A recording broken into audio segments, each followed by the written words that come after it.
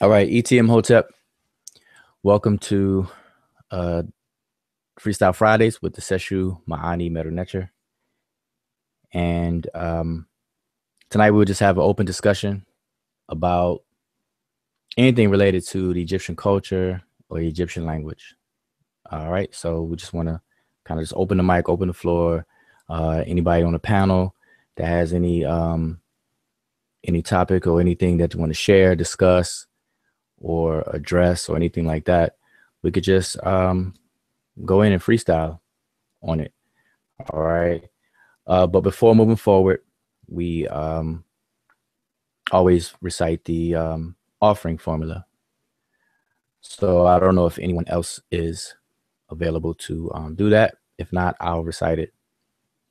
And it's always awkward starting off, hangout that's not scheduled. It's not pre-planned and pre-scheduled, where people know that you're having a live event. Because when you first start off, it takes time for people to chime in and tune in, chime in, and actually watch what you're doing. So the first so ever many minutes, pretty much talking to yourself, especially on Facebook Live. That happens all the time. If you go live, when you first go live, it's just you by yourself, talking to yourself. And then if you sit there and wait for people, then you're kind of sitting there, and all of that's being recorded, just dead silence and whatnot. So it's always a little awkward. So I like to kind of use up a little bit of time, give people a chance to be notified that we're live. And if people are going to tune in, give them a chance to tune in. All right. So we can recite the offering formula. Does anybody want to volunteer and do that? No problem. I can do that. All right. The floor is yours. All right, so I'm going to recite the offering formula, and if you've already memorized it by now, feel free to recite along. If you haven't, check out the archive videos that we have, and we go over the explanations of the recitation formula. So in the meantime, just go ahead and recite it along with me. Hotep Tinesu, Wasir, Neb Jadu, Netra Neb Abju, DF Beret Heru, Te Henket, Ka Apet, Chesmenket. Ket nebet neferet wapet anket necheim. In kani imahu aku ma keru. And what he says is, an offering the king gives Osiris, Lord of Judu, great God, Lord of abiders, so that he may give up offerings in beer, bread, ox, fowl, alabaster, and linen, everything good and pure on which a God lives, for the car of the revered ones, the ancestors justified. And I'll pass the microphone back to you. All right, Dua. And that's how we always like to start it off. And like Sonnet Imiket said, we did our archive where we are actually talking about the offering formula that some people may know as the Hotep Dinasut formula. All right, so definitely check out the archive if you want to hear more about it and to actually read along. And we used to show it and read it at the same time, but we've done that so many times. Hopefully people will be able to recite it and memorize it, because that's what we encourage people to memorize it. All right. So I will introduce myself, and everybody can introduce themselves all in a row or as you talk. But again, tonight is just open discussion. So if anybody has anything to share, bring up, address, or anything like that, by all means, the floor will be yours. But I will start things off with my name, Reni Wujau Meneb Irimaat. And I'll just be running point, and I'll try my best not to hog the mic tonight. But so I'll just pass the mic on to the next brother or sister.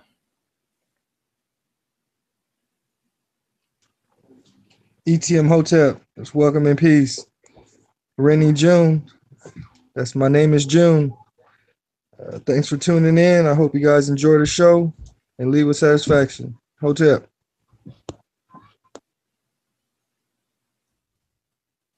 Hotep. ETM Hotep, Rennie Antoine Germain. Welcome everyone to the open discussion. Look forward to gaining some insight this evening. Hopefully y'all can hear me loud and clear. Okay, I can hear you loud, but not clear. So I think you probably have to do what you do and go out and come back in. You were just breaking up a little bit.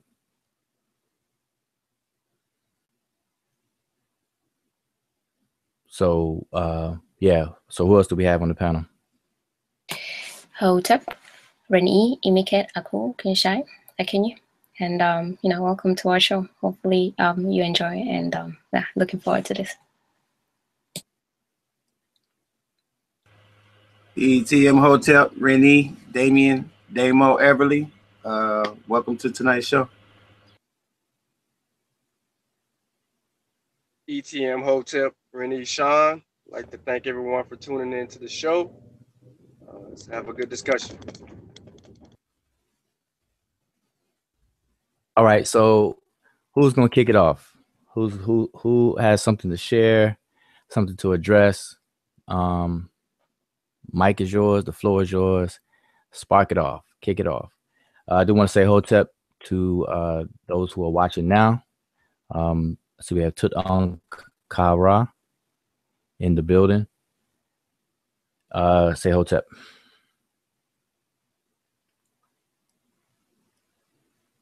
But yeah, so who's going to kick it off?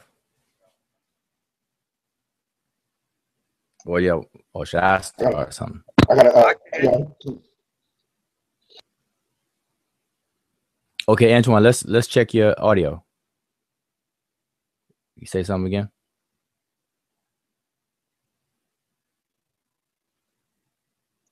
All right, testing. Now you still sound like you are breaking up. All right. All right, so I guess he's gonna leave and come back in. But was it? I think I heard somebody else was gonna say something. Yeah, I was going to say something. I had made a post today about how the ancestors view. Well, I really didn't answer it, but I just think that we as a people, we don't take this meaning serious when we say in the offering formula, Ma'akeru. Like when you hear that, which means, you know, true of voice is justified. Like, do we really understand what they are saying when they say that? And I didn't really get many replies, but I you know, just it was something just to pick brains. Yeah. Okay. Yeah, that's a good question. To see if people really understand it, because sometimes we will say things like things will become cliches or idioms or, you know, everyday things that we'll say, but we don't pay attention to it. Like I'll give you a perfect example. And this came up recently. I was talking to my daughters about this, is when we say, no, thank you. Like the way we say that, no, thank you. Like somebody to offer you something, and you say, no, thank you. And we say it, the way we say it, we say no, the word no and thank and you so close together like that, that we'll treat it almost as one word. No, thank you. And which is fine. But when we use it so much, do we really realize what we're saying? And you know, the meaning is behind it. You know, our intent for saying what we're saying is there. But like, you know, do people really stop and wonder, like, what are you saying? And same thing like, hey, what's up? Or how are you? Like we say that a lot of times and we don't realize that we're actually asking a question. How are you? And I know some people that you say, hey, how are you? And you're really saying, how are you, to say hi or hello. And you're really not looking for an answer back. So sometimes when you say, how are you? And then somebody starts to answer you back, then, you know, it's get a little awkward moment right there. You know, you be in the store, say, hey, how you doing? And then they start telling you how they're doing. And you're like, oh, okay, wait a minute. Yeah, I did ask you a question. How are you doing? So the same thing with no, thank you. You're saying, you know, if somebody offers you something, you're saying no, but then you're saying thank you. You're thanking them, but you're declining. But we say it all at one time, you know, no, thank you. But we're saying no, thank you. You know, but we don't pause like that. So, you know, I'm saying that even when we're saying a foreign language, a phrase from a foreign language, but we're using it so much to say makeru, makeru, makeru.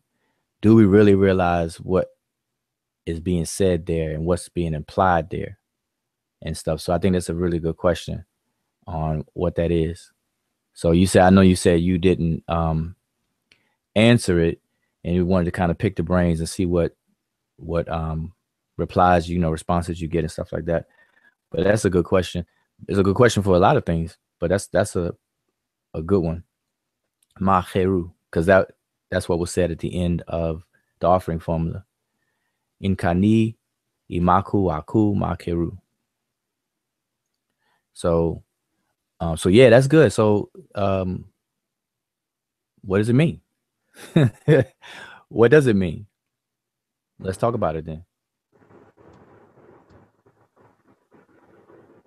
The way that I would perceive it to be, the meaning, because I think it can go either kind of way, if I could be heard clear, but is that, when you're saying someone is true of voice or being justified, it means that their lives really, they lived what they really spoke and stood for, and they carried themselves in a manner that was justified among all people.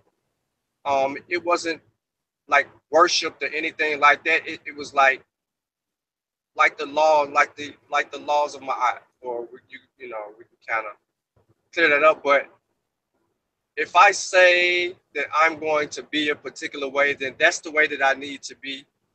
And I need to reach people that particular way. And so they know that I'm serious about what I am or what I study or what I do. And my life, you could look at the reflection of my life. It's like an autobiography, so to say.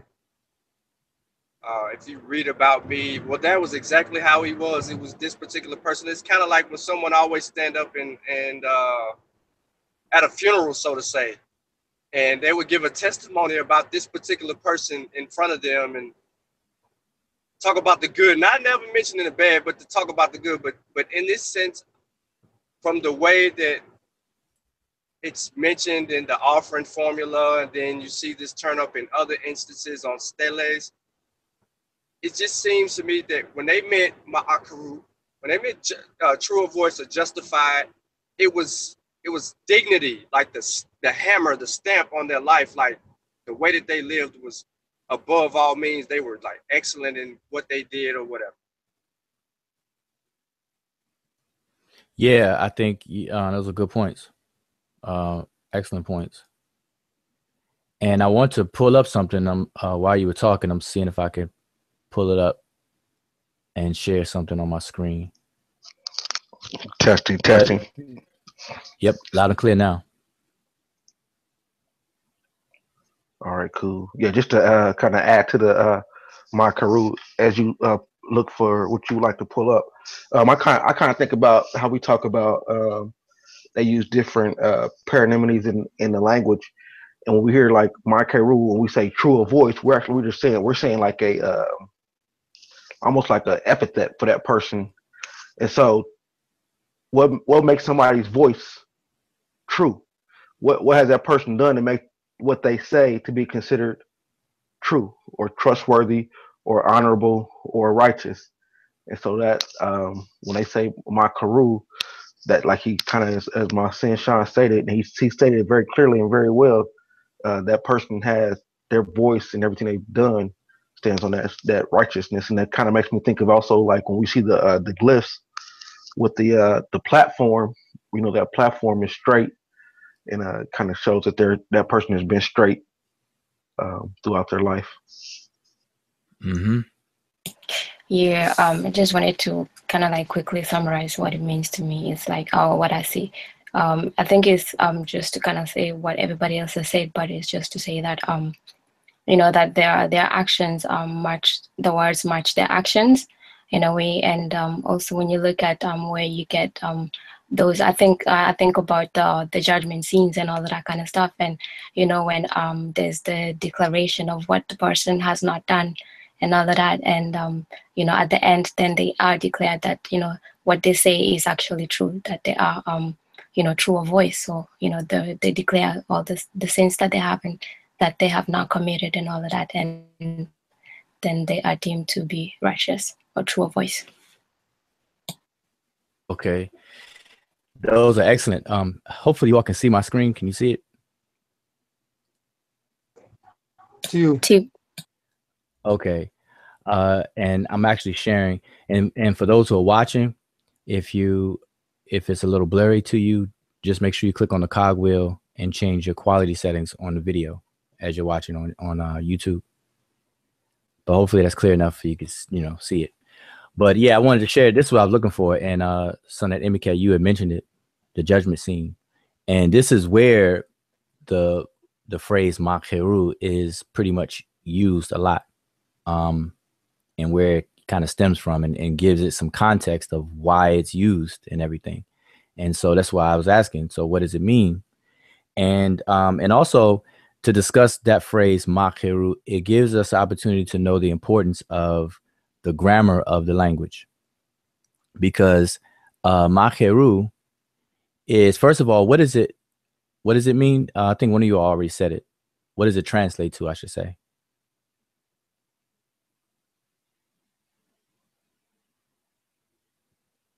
True of voice. Okay, true of voice, right?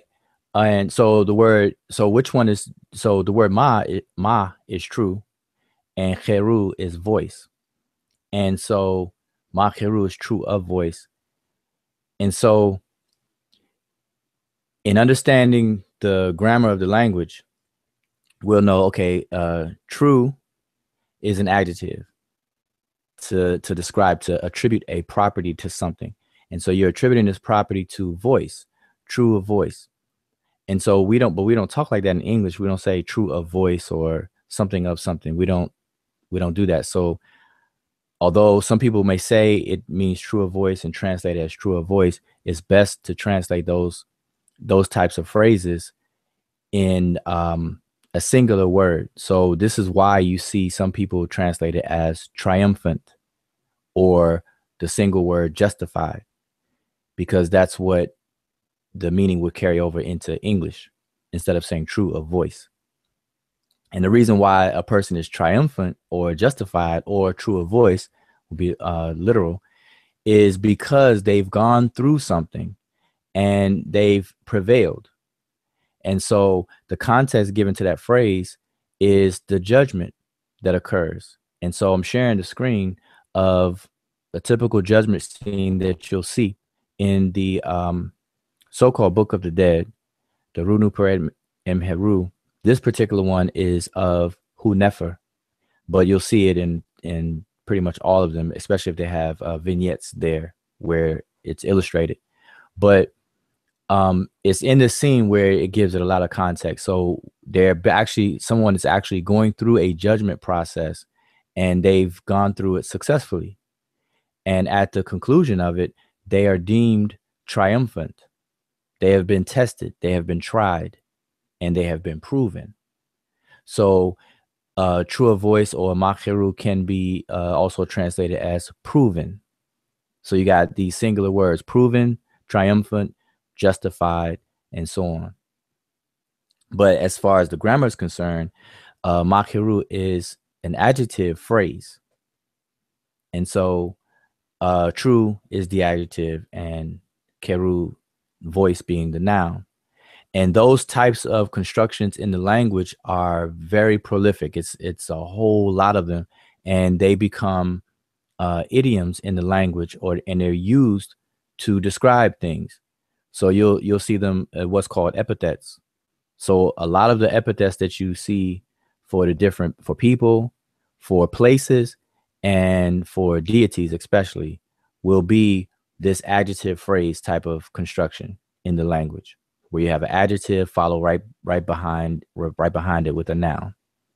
So most people may be familiar with this, who study the grammar, may understand this phrase to be what's called a nefer-her construction. Nefer meaning being the adjective, her meaning being the noun. Nefer being good, and her or hair, meaning face.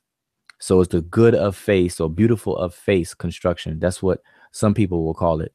But what it actually is just an adjective phrase. Adjectives come first and the noun is subordinate to it. All right. And so these constructions are used as epithets and you'll see them everywhere.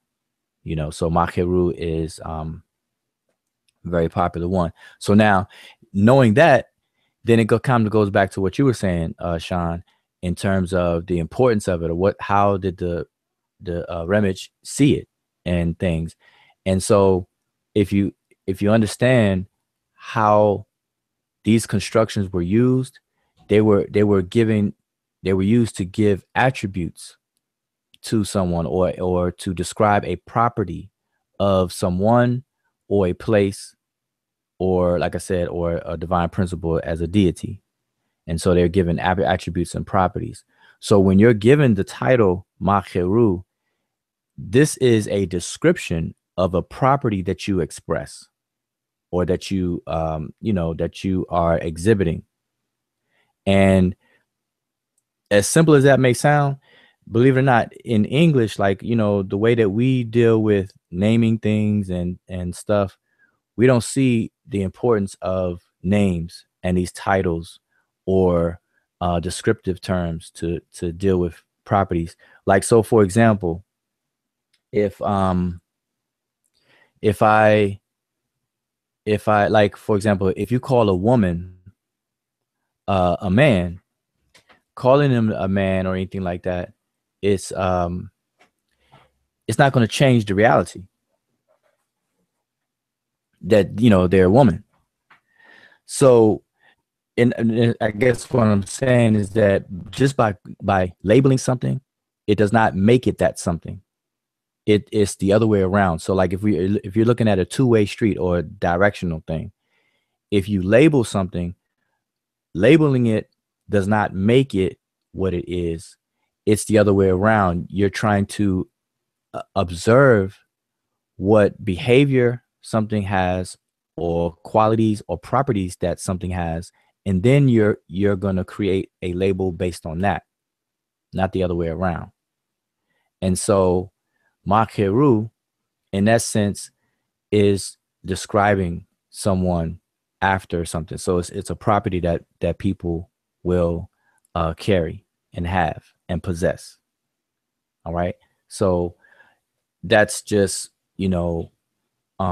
one way of looking at it based on just dealing with even the language itself. It will dictate to you to look at it that way, because we have what's called, like what I just described was an adjective phrase, which is what these are, Makeru. And there's other ones.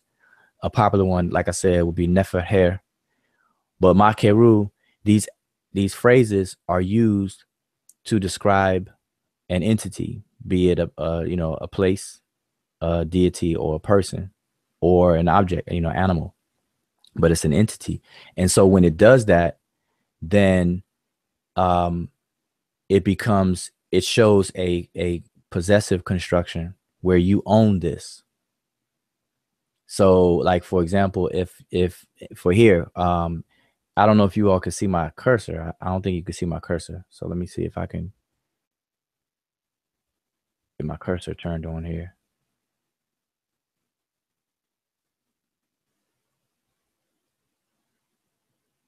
Okay, yeah, I don't think that you are going to be able to see my cursor. Let's see, might.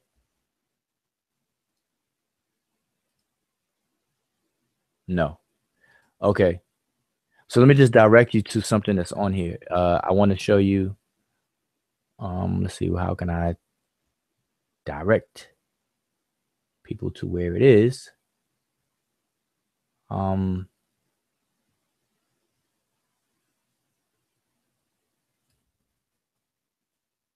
All right, what? Okay. If you look, yeah, my screen is turned around backwards. Okay, if you look at the scale, look at the the right tray of the scale where the feather is. Okay, so you look at the top where the chain or the rope is right there on the scale, that it meets right there, right in front of Jehuti. That column right there, where it has a red, starts off with red, the color red. You'll see an open mouth there. Y'all, can you all see that and follow where I'm at? Yeah. It might be the first one going from left to right. Right.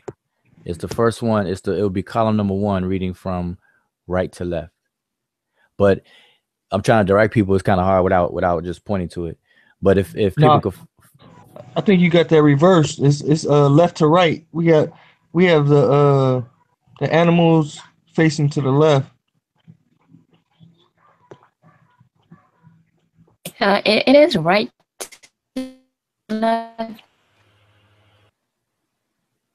Oh, okay. Maybe I'm looking at the wrong one. I was looking at the ones right above Jehudi. No, not above Jehudi, in front of Jehudi. So what I'm saying is that it starts off with the red. The glyph is actually color red. So it starts okay. off. Yep. I see it now.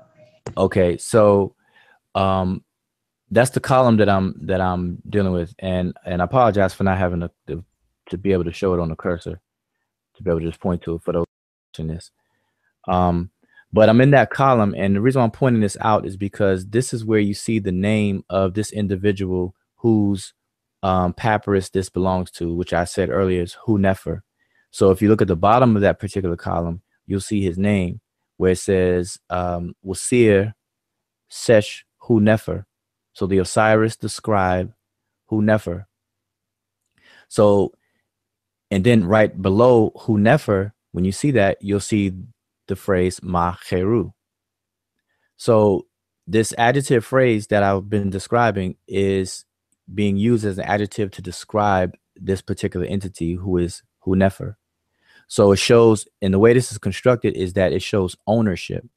So this particular entity, which is Hu Nefer, he owns or possesses this attribute. And that's very interesting, because the way that these constructions work within a language, you'll realize that the Nile Valley Africans, the Remech, they actually saw the person not just like how we see a person, and we just think of, the physical body, and you can actually possess something, you own it, and you own it, like the you in that, we just have a certain concept in English, or the way we think today. But back then, it'll be clear that different aspects of the person can own things, and so this is one of them. So Makeru, this attribute of being justified, or true of voice, or proven, or triumphant, is something that Hu Nefer owns. He possesses it, and this is a property that he possesses.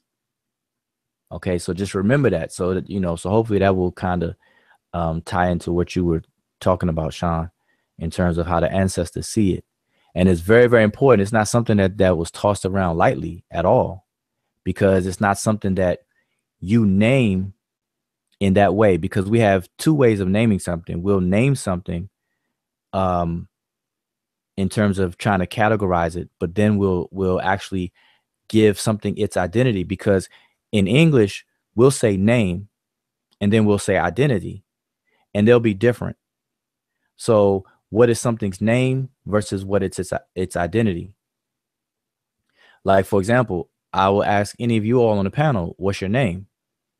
But at the same time, that wouldn't be good enough. I will have to see your identity. I say, well, let me see your identification. And the identification gives more attributes about you. So it gives me your picture.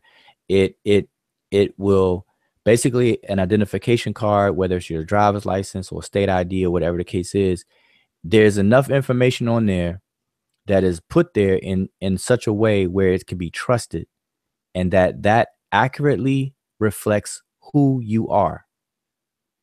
That's how come you can't walk up into a club that's, for 21 and older and just tell somebody that you're 21 and older, or just tell someone your name. Like, you know, you're trying to purchase something and they want to verify that you're the owner of the credit card. They want to see your identification. They're not going to just take your word for it and you just tell them that hey, that's my name on that credit card. That's me. They're not going to accept that because they want to see your identification.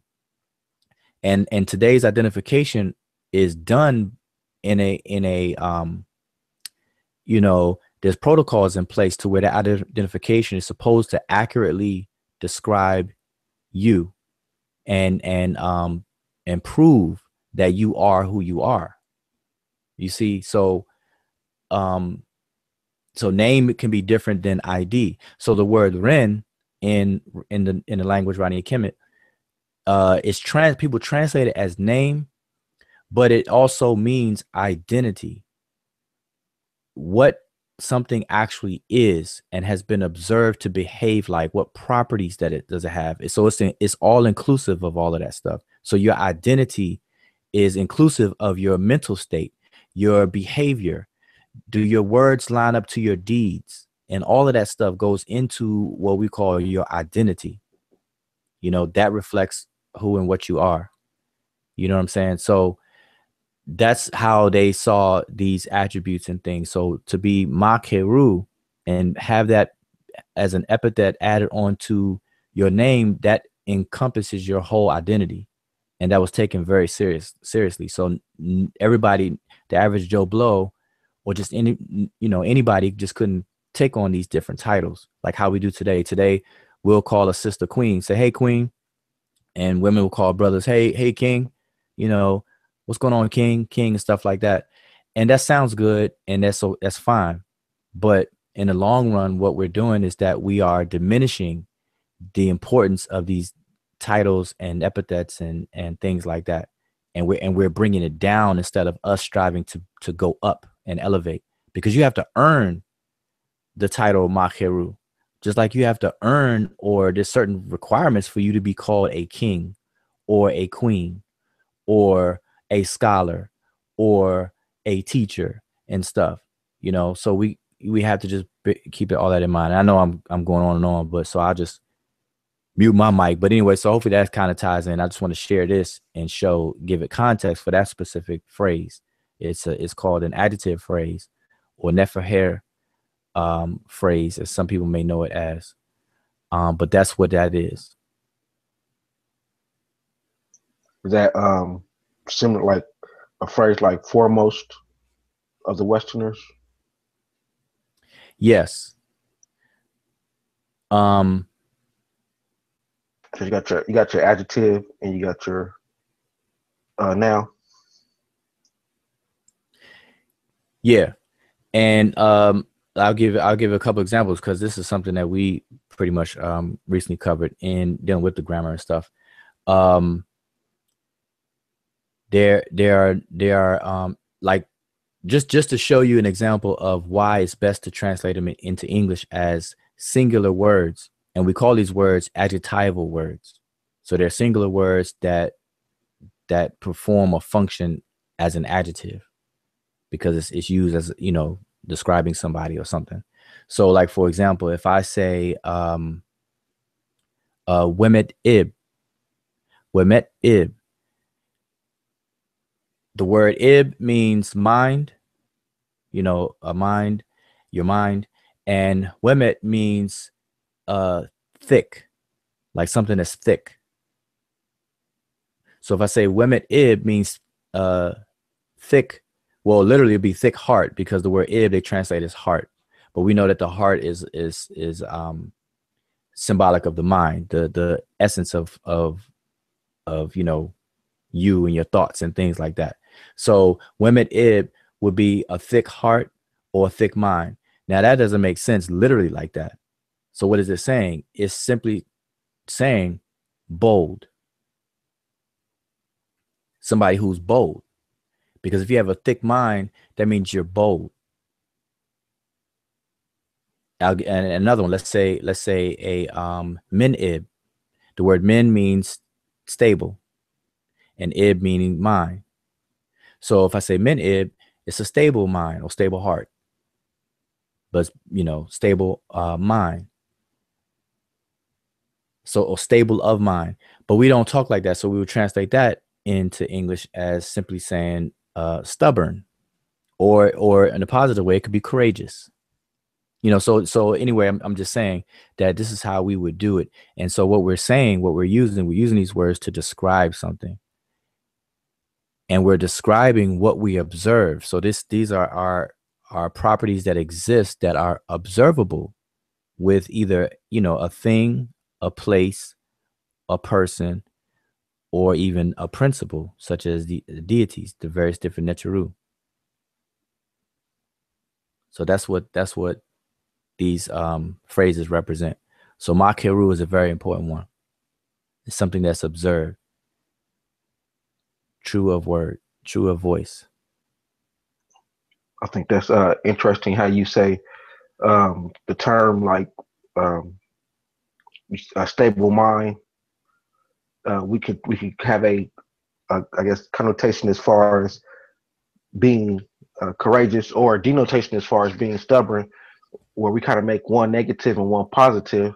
Whereas if it was translated as a stable mind, we wouldn't know if that was describing a person as being a negative attribute or a positive attribute. Now, if we had an example of why they earned that title in the text or in the literature. Right. So here, what we do, we automatically give it a negative, or we automatically give it a positive meaning, even though someone who is courageous has to be stubborn in a sense. Right. Right. Stubborn. See, stubborn by itself is not negative or positive by itself. Because you can be stubborn you could be stubborn against doing something that will harm you or may harm others. Like you're stubborn. Like if somebody's trying to coerce you into doing something that's bad for you or bad for others. Like if I'm trying to persuade you to go steal something out of the store for me and you don't do it, I will describe you as stubborn. Like, oh, he's being stubborn. He's not listening to me. He's not doing what I say. But you being stubborn is a good thing in that context.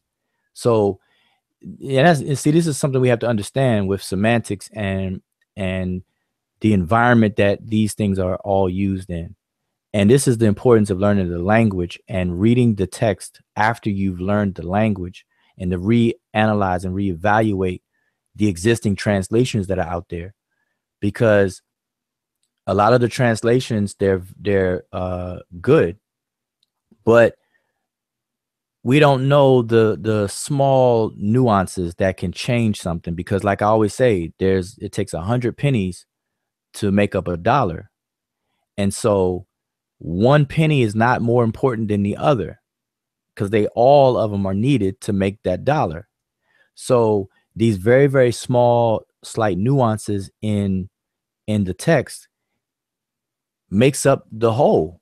It could reflect on the bigger scale of the whole text and give it a different purpose and meaning to the entire text. And so this is something that we have to do. And this is something that, you know, I know I'm preaching to the choir as far as you all, but this is something that we encourage everyone, and why we emphasize learning the language so much, you know, because if we're going to deal with this stuff, we have to be able to deal with it scientifically and be able to analyze it. And so that's what knowing the language will provide us with. But let me just give another one, like something that doesn't make sense in English literally. So another one is hedge hair. The word hedge means to be bright, you know, bright, white.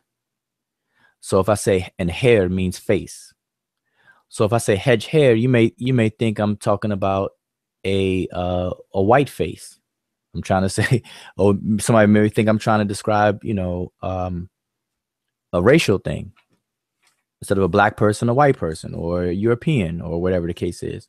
And that's just not the case at all. So it means white or bright. And so when I say that, or as a idiom in the language, it was used to mean cheerful. So if your face is bright, it simply meant that you're cheerful, joyful, cheerful. All right.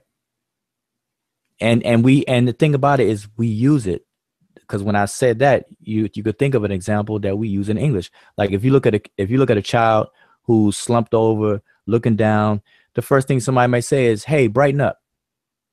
You know, brighten up. Or to say, "Oh, you brightened up my day." You know, brighten up your face. You know, brighten up. So, you know, so we still use these different you know, expressions, these figurative expressions and things like that, even today. But I just wanted to show you that these are the difference is in ancient Egypt, the rimage, these are things that you owned. You owned this, you carried it with you. It was part of you. So if I call you bright of face or hedge hair, then that means that there's a part of your being that owns cheerfulness. Macheru, there's a part of your being that has been proven. And so, you know, and you get into what those parts are. And see, today we don't have that. We don't have that kind of view of things. We just look at people as, you know, at the most, we'll say mind, body, and spirit. But in the Nile Valley, in many African communities, spirit, you couldn't just say spirit, because spirit wasn't this singular homogeneous entity or thing. Spirit was a composite of things. It was made up of multiple things. And I'm sure anybody who studied Egypt a little bit, you'll come across a description of different parts of the spirit. And they'll call them the Kau, or the Kau of Ra, or the different parts of spirit. You may hear them as the Ka, the Ba, the Rin, the Sahu, the Ak, and things like that. Kaibit, all of these different aspects, but all of those, and what's interesting, and it's kind of a problem, is that people will translate each one of those things I said as spirit, not knowing that all of them are components of spirit, you know, and so different components can own different things. All right, so just, you know, so keep that in mind. Anyway, I just wanted to share that, but that's why it's very important. And naming things, period, in African communities and cultures is a huge thing. Really, a lot of indigenous cultures. I mean, you know, I'm not going to just say Africa, but indigenous cultures around the world, naming something was a big thing. That's why they had naming ceremonies. Naming ceremonies, you know. Yeah, I was just gonna say that even when we on the translation shows that we have, I think on Fridays at the freestyle, and we get to the names and all that, we you get to see that a lot of the names, the ancient Egyptian names, did have meanings and all of that. You know, a little bit different from what we have, like with the modern names, where they're just arbitrary names, or where we don't even know what the mean and why we are named after the, you know, where we get all these different names. Mm-hmm. It's very important, and even in some communities, cultures, if something doesn't have a name, then it doesn't exist, because, like I said, it goes back to the other connotation of name meaning identity. If you don't have an identity, then you don't exist as an entity, you know. So it became very, very important. And see, even though I can see it, even though it's a tangible object, if it's not named, then it doesn't exist. So that sounds like a oxymoron or contradiction for me to say that. But that's the level of how many African communities saw things. Even though you can see something, if it wasn't named, it didn't exist. And when I say it wasn't named, that means that an observed attribute was not pulled out of it to describe it. So it just becomes part of the blur. So even though you see it, it just doesn't exist. Not that it doesn't exist in and of itself, but existence is seen differently in that sense as well. So anyway, I want to say Hotep to those who tuned in since we started. Like I said, it's always pretty a little awkward when you first start a broadcast, either on Facebook Live or YouTube, if it's not a pre-announced event, you know, because you got to give time for people to chime in. So if you start talking as soon as you go live, then you're pretty much talking to yourself. So want to say hotep to those who tuned in now and checking out the chat and everything. But yeah, the floor is still open. So I just wanted to share that with you all on the panel and everybody listening. So see, Second Ross says, I agree with that as well. I have called only 2 women queens, or my queen, and only one of them I think were worthy of that anyway. So I guess he's talking about the comment I was making about people calling each other kings and queens. But I don't want to just limit it to that. My point is that we have to really start to really look at how we name things, because there's a lot of misnomers around, because we got real lax and real careless with naming things, like, you know, parents naming their children after different things, you know, everybody's an adult and they're free to do what they want. But if we really want to put meaning back into things and really, you know, put the oomph back into the things that we do, we really gotta address some of the elephants in the room, you know. But we have a tendency to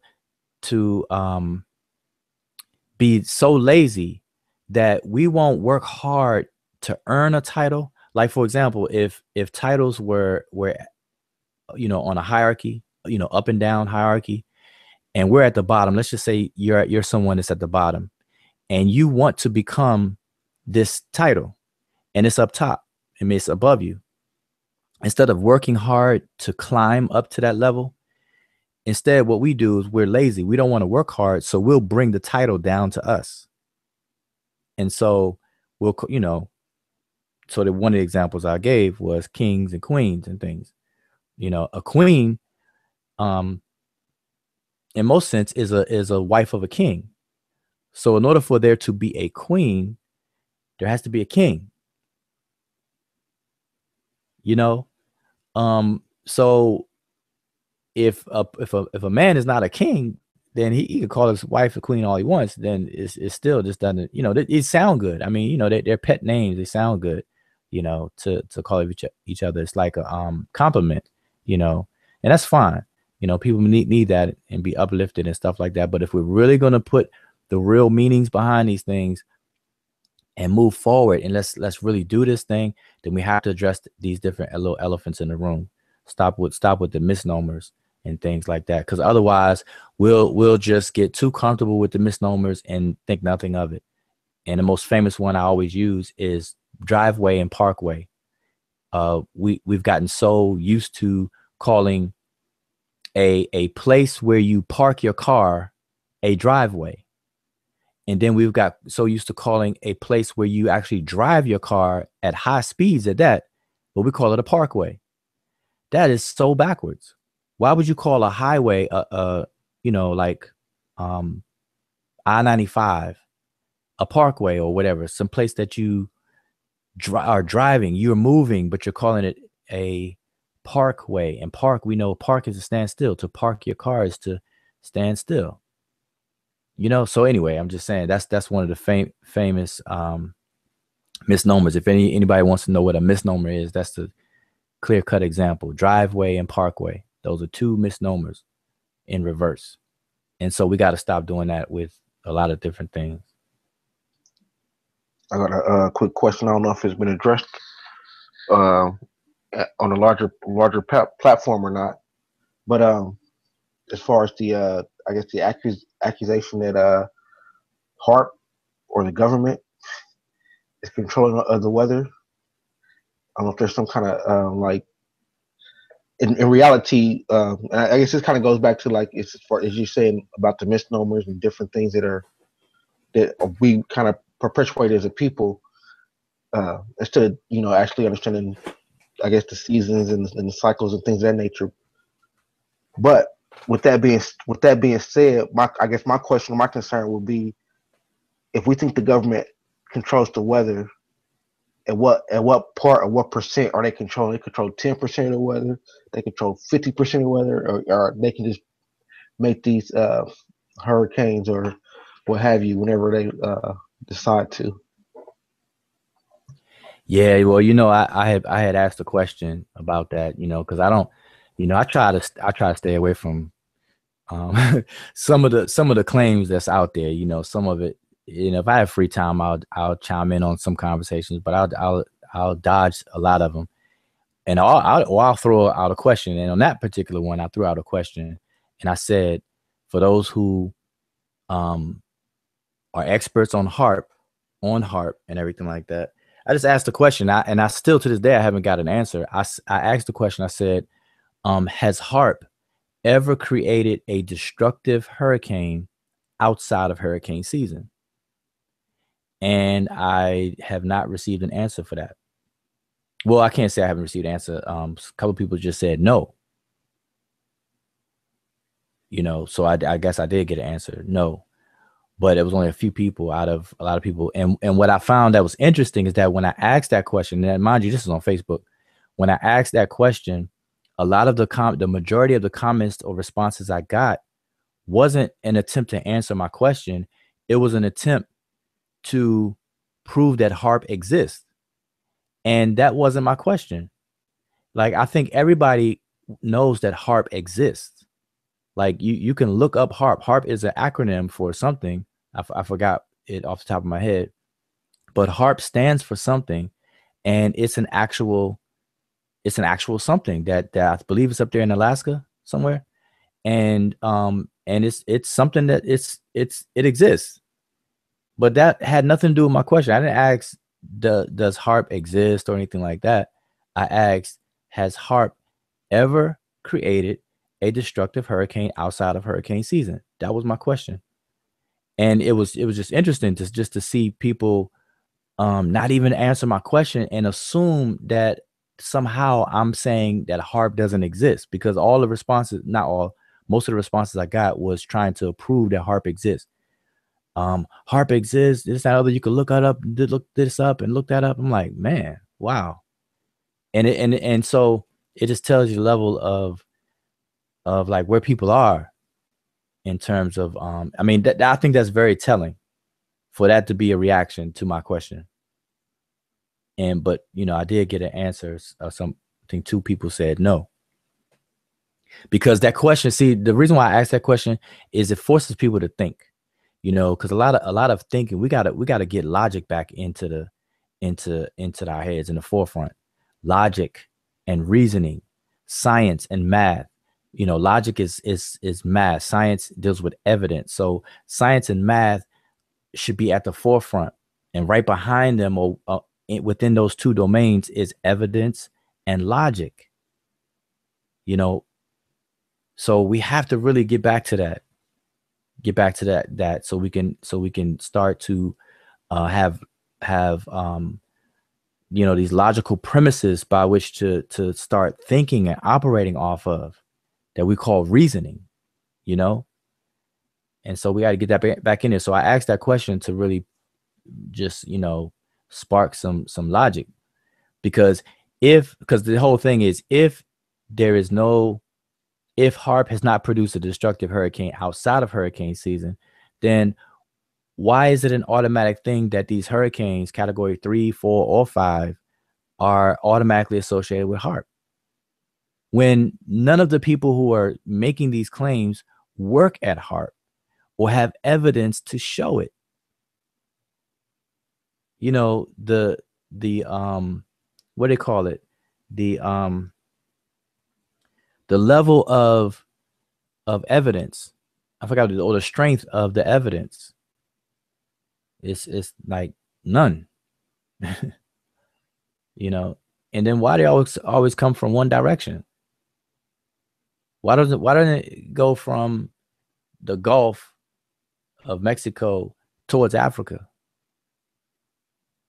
I mean, I know there's an answer to that, but I'm just saying that's a rhetorical question. I'm just saying these are the kind of things. And oh man, and then the whole flat earther thing, I don't even entertain that. But what made me just think about that just now is is because, you know, when I just asked about the direction of these hurricanes, why they always coming from the west coast of Africa, from that direction across the Atlantic, coming into the tropical, you know, islands, Caribbeans and Florida, Gulf of Mexico. And some of them even shoot up as high as, you know, Delaware. You know, some of them spin off and go up, but they start off in that zone. Yeah, they come off the west coast of Africa as basic tornadoes, and then they just build up from the water, and the temperature of the water, the hotter it is.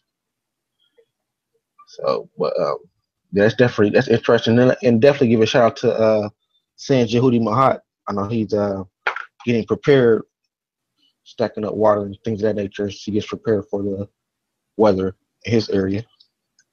Yeah, and yeah, now, you know, since you brought that up, that's definitely we need to really I guess, you know, put our thoughts out there to people to be safe and to be smart. You know, I always tell people both, be safe and smart. You know what I'm saying? So don't take it lightly, and don't, you know, try to just be smart with it. The hurricanes are coming. If you live in Florida or wherever, you know, because they're coming. I'm in Georgia, so they're coming. You know, we're going to feel the effects of it. May not be direct because of the coastlines and things like that. Once a hurricane touches land, it loses its strength. You know, anybody who dealt with you know, knows anything about hurricanes know that the water, the temperature of the water zone and stuff is what gives it its strength and power and everything. It touches land, it will start to diminish. So, but we're going to feel the effects of it. It'll be less of a hurricane, but it'll be a real hefty, windy storm, tropical storm, and real bad, severe weather, whatever the case is. And it could cause flooding and all that stuff because you have a lot of buildup moisture, whether the winds are there or not. So everybody has to be careful and prepared, be proactive, not reactive. You know, because hurricanes are not like tornadoes. In the sense of timing, hurricanes, people are forewarned a long time before it reaches you. So, you know, these hurricanes, you have a lot of preparation time. It's not like tornadoes. They'll just, you know, see across the TV screen or whatever on the phone, you'll get an alert. They say tornado watch or tornado warning, and by the time they say that, I forgot which one is it's either a watch or a warning where the tornado has been spotted. Warning means it's been spotted. Okay, so yeah, there you go. So a tornado warning means that it's been spotted, or tornado watch means that the conditions are there for a tornado to form. So by the time you get a tornado warning somewhere, somebody spotted it, and tornadoes travel very, very fast and are very, very destructive.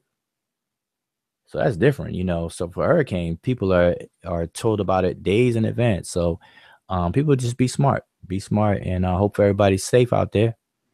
And if you do get into situations and stuff like that, just try to learn what to do in case of X, in case of Y, in case of Z. You know, matter of fact, I just saw this recent video, the short little video clip of something that we would definitely take for granted until it happens to us, which is how to get out of a car that's going underwater. And we watch, like myself, we watch movies and we think that you can go underwater inside of a car. The first thing you want to do is roll the windows up. And the reason why people feel like they should roll the windows up is because they don't want the water to come in. They want to be able to breathe. So obviously you want to keep the air in and the water out. So the first thing you think of is to roll the windows up. And then as a car is sinking, you think you could open those car doors. And so this video clip was showing that, no, that's not happening. You're not going to be able to open those car doors underwater. That's not going to happen, you know? And so what they were showing what to do. And what you do is that you have 30 seconds. Like if your car,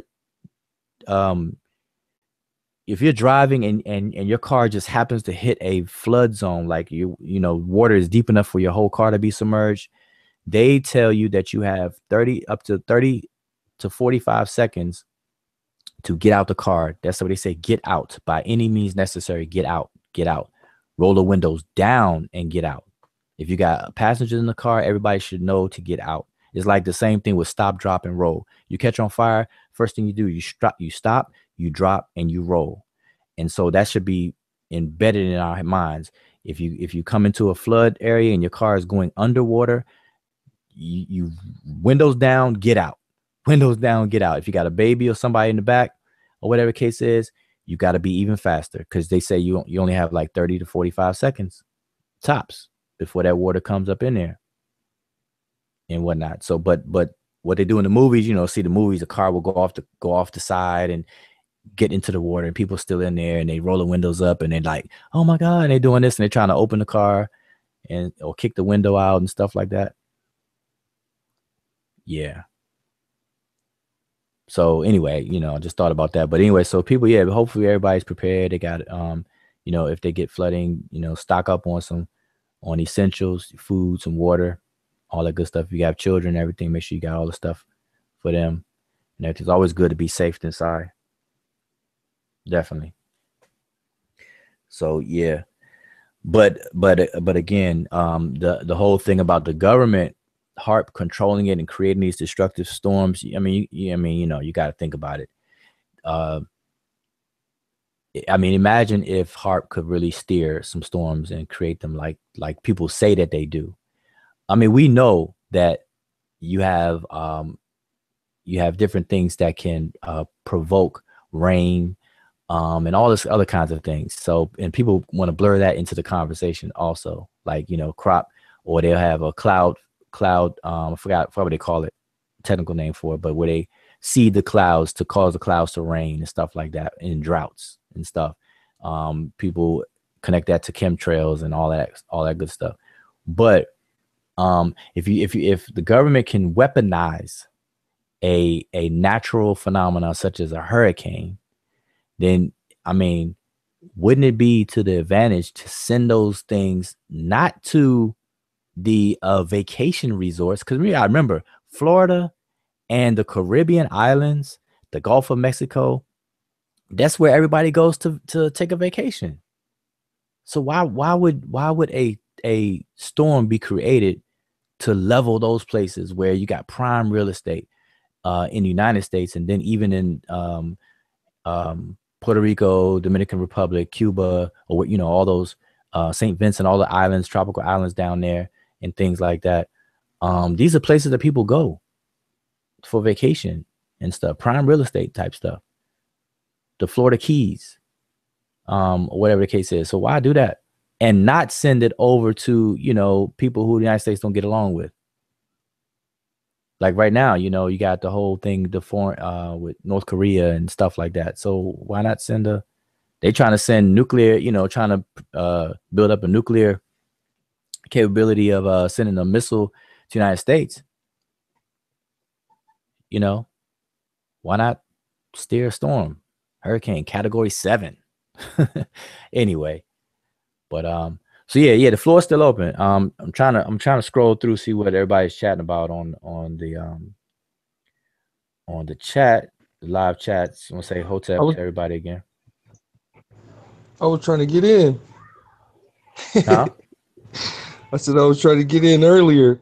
As we were talking, I see you still have up the Peppers of Hugh Nefer, and we also have scrolls for the women too. So you would also see them also earn the same title, but we would see it a little bit different with the feminine T added onto it as Ma'at Karu.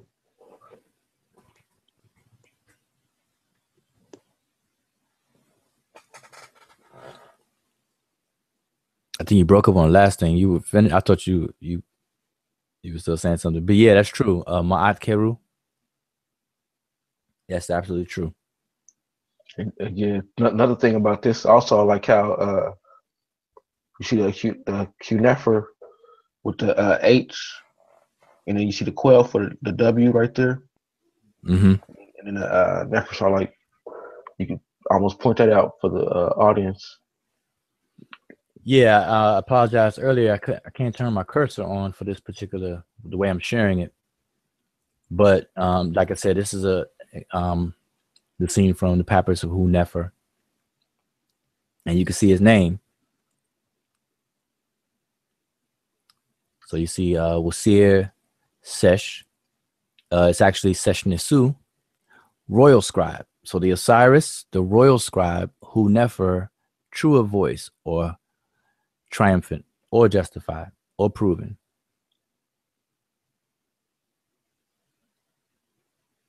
And so,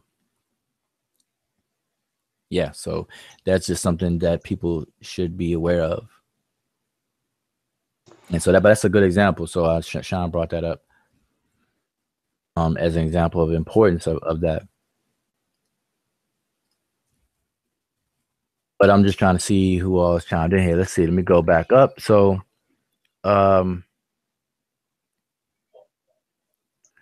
Second Ra, okay, yeah, please not the flat Earth thing. Yeah, no, we're not gonna talk about the flat Earth. That's something I don't even get involved with that. The HAARP thing, you know, I just threw that question out there. But the flat Earth, I mean, come on, man. I mean, but let me tell you this though. Since we're on you know, these conspiracy things or whatever the case is, my thing is that it's real scary to me, because regardless of what it is, and like the flat Earth and all that other stuff, so I don't get into it, but it's scary because the way I see it is that we're dealing with adults, right? People who are adults, and we consider people who are adults in this country anybody who's 21 and over. But you know, 21, you're a young adult, but you're still an adult. But usually when you get in your upper 20s and your 30s, you have gone through school, what, you know, college and things like that. You've gotten to your career, like you're into your career, and while you're doing all that stuff, you may become a manager, a boss. You may have employees under you. You may have started a family where you have children, and so on and so forth. So the point is that you'll be in a position of responsibility. You'll have things that you're responsible for, decisions and choices that you have to make, right? Some critical decisions and choices you have to make, not only for yourself, but for people that you're responsible for, be they employees or your own children, and so on and so forth. So what's scary to me is that we have people that are functioning in, you know, in society, on one hand, in responsible positions like those, but then on the other hand, will indiscriminately believe things like that, believe that the earth is flat, believe stuff that if you just take a little bit of time to investigate, you'll find out what the real deal is. You see? And so to me, that's scary. That's scary, because these are the people, you know, and I had a recent conversation about democracy. And basically democracy is where the people have the voice, the say so, right? That's the gist of it. And so people are allowed to vote. We have a democratic election where people vote and their voices are heard, and your votes are supposed to count, and you select who you want to be in whatever position you're voting for. So in that conversation, I was bringing this thing up about scariness, is because if you condition a society of people to think a certain way, then it doesn't matter if they have the freedom to vote, because if you control the way that they think, then you could pretty much predict or control the choices that they make, because you'll control why they make the choice. Like if you are able to program how people think, then you're able to also foresee what they would do in their choices and decision-making processes. So here we are, we have people who are believing in these things indiscriminately, not even trying to check it out or to really put some time in to look into things and investigate these things, but yet they will reach whatever conclusions they have, you know? And to me, I think that's real scary, because we're raising a generation of people, or we're living among a generation of people who are eventually going to get of age to where they are running things, whether they're running governmental offices, agencies, offices, businesses, or whatever the case is, providing services for people, products for people. but yet they're thinking like that. That's, to me, that's real scary. I think that's very, very scary. That's something that we need to address. Another one of those elephants in the room, you know. And of course, everybody has a right to believe what they want to believe, but there are lines to that, you know. And so in my conversation about democracy, I also said that usually when things first start off, it's a dictatorship, because it's not until you lay down a solid foundation of trust and law, or a guide. In Rodney Kimmel, we would say ma'ah or ma'at. Until that is laid, where you see that pedestal, that what they call a plinth there, that these principles could stand on. If you notice that the different Necharu, they stand on this this platform has this slope at the end. That slope is ma'at. So these deities or these principles stand on these laws, and until that law is laid down first, your principles don't have a shot. So until we do that, then we could free up everybody to do whatever. But we have to go back and start the training process again, get everybody's minds right again. Can't have people who believe in a flat earth also going to run. Imagine somebody who running a key office in the government, whether it's local government or federal, state or federal, and they believe in a flat earth. I mean, what does that say? What does that say? They're definitely gonna cut the funding to NASA, because they're not gonna believe NASA could do anything. Oh yeah, sure, y'all went to the moon. Nobody go to the moon. The ocean is endless. No such thing as gravity. I mean, I've heard it all, y'all. Seriously. And I can't dignify those kind of conversations though. But it's scary. Scary. Yeah, it's real scary. But try to get back to Kimmy a little bit. So yeah, we can kind of put the flat earthers aside, and I guess my next question will have to deal with the individuals who are out here still searching for the Book of Hermes, the Book of Tahuti, Atlantis. Yeah. 42 Books of Hermes.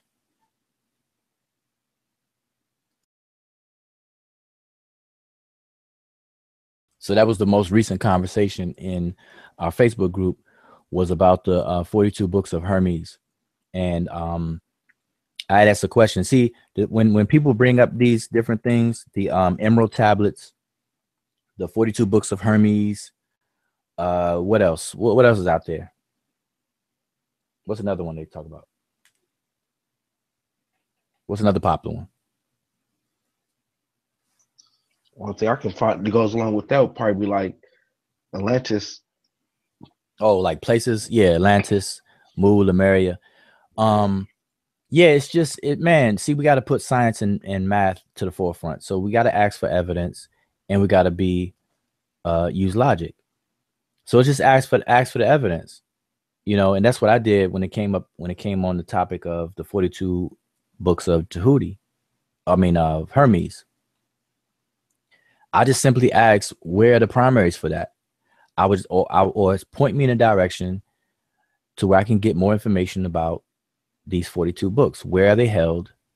Do they exist still? Whatever. What? And I never got at it. I didn't expect to get it, but these claims are being made, and I don't think that people are really just taking time out to really investigate these things. And we have to start over. Sometimes when you reach out far, you have to regroup. Sometimes when you stretch yourself too thin, you got to regroup. Like when your computer acts funny, what do people do? You hit Control Alt Delete, or you restart it. A safe reboot. Some people just turn the computer off, turn it off, and then wait a while and turn it back on. That's like a hard reboot. But some people have they shut it down and restart your computer. Whatever the case is, if you open up too many apps, you got a lot of apps running, it's hogging different memory, or whatever the case is. To free all that stuff up, you may want to shut your computer down, start it up again. So sometimes we have to do that with all these different things. We're being bombarded, inundated with a lot of information. And it's so much that we don't have time to discern whether it's live or Memorex, fact or fiction. And so sometimes it becomes overwhelming. And as a community of people, this is where we are. We are being overwhelmed with a bunch of information. And sometimes when it sounds good, people, and then the lazy thing, you know, it appeals to our laziness, we just accept it. And over time, it accumulates, and people are just repeating things that have never been really investigated. And so this is what I encouraged when that topic came up about the 42 books of Hermes. I just encourage everyone to investigate. Because what happened, to be more specific, the book Stolen Legacy was written by George G.M. James, Stolen Legacy. And there was a quote out of there that talked about the 42 books of Hermes. And it was in relation to a chapter or part of the book where he's talking about the educational curriculum for the Egyptian mystery system. And so I just asked the question. First of all, I encourage everyone to investigate Stolen Legacy or any book you're reading. Investigate the bibliography. Whenever someone writes a book and they're citing things, whether it's in the footnotes or endnotes or, you know, in the bibliography, everything like that, go make sure you investigate that. When they're quoting something and they're citing where the quote is from, go to where it's from and read up on it to make sure, because a lot of, you know, you might not even know this, but some people misquote or they use quotes wrong. They'll quote somebody because they're using it word for word, you know, verbatim of what somebody's saying. So it's not like they're misquoting, but they could be properly quoting but misusing it, thinking pull out of context. Yeah, exactly. Think the quote is saying one thing when it's really not. And the only way you'll even know that is by checking out the context that where the quote came from to begin with. So this is what we encourage. I encourage all the time. And so that's what I encourage even with Stolen Legacy, because some people use Stolen Legacy and not realizing that George G.M. James, he's quoting text from authors who are affiliated with the occult. Not all of his quotes are from that, but some of them are, and this particular one happens to be. And especially when we went through the whole thing about whether hieroglyphs been deciphered or not, you know, some people want to use George G.M. James because he's you know, that's a name drop. I call it a name drop because George G.M. James polarizes people if you mention his name. Because he's one of our esteemed elder scholars and everything. So people will use his name to cause everybody to drop their guards. But if you read Stolen Legacy, really read it, you'll see that George G.M. James is collecting information from other places and consolidating and putting it down and laying it out and explaining different things. So it's up to you to investigate that. So he talks about the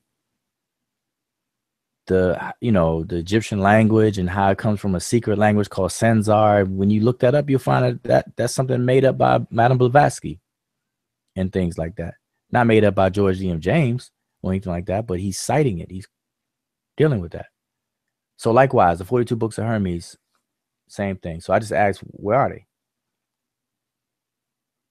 Yeah, I think it was good that you mentioned the difference between when you are just digesting information for yourself or when you're actually sharing information for other people to digest, and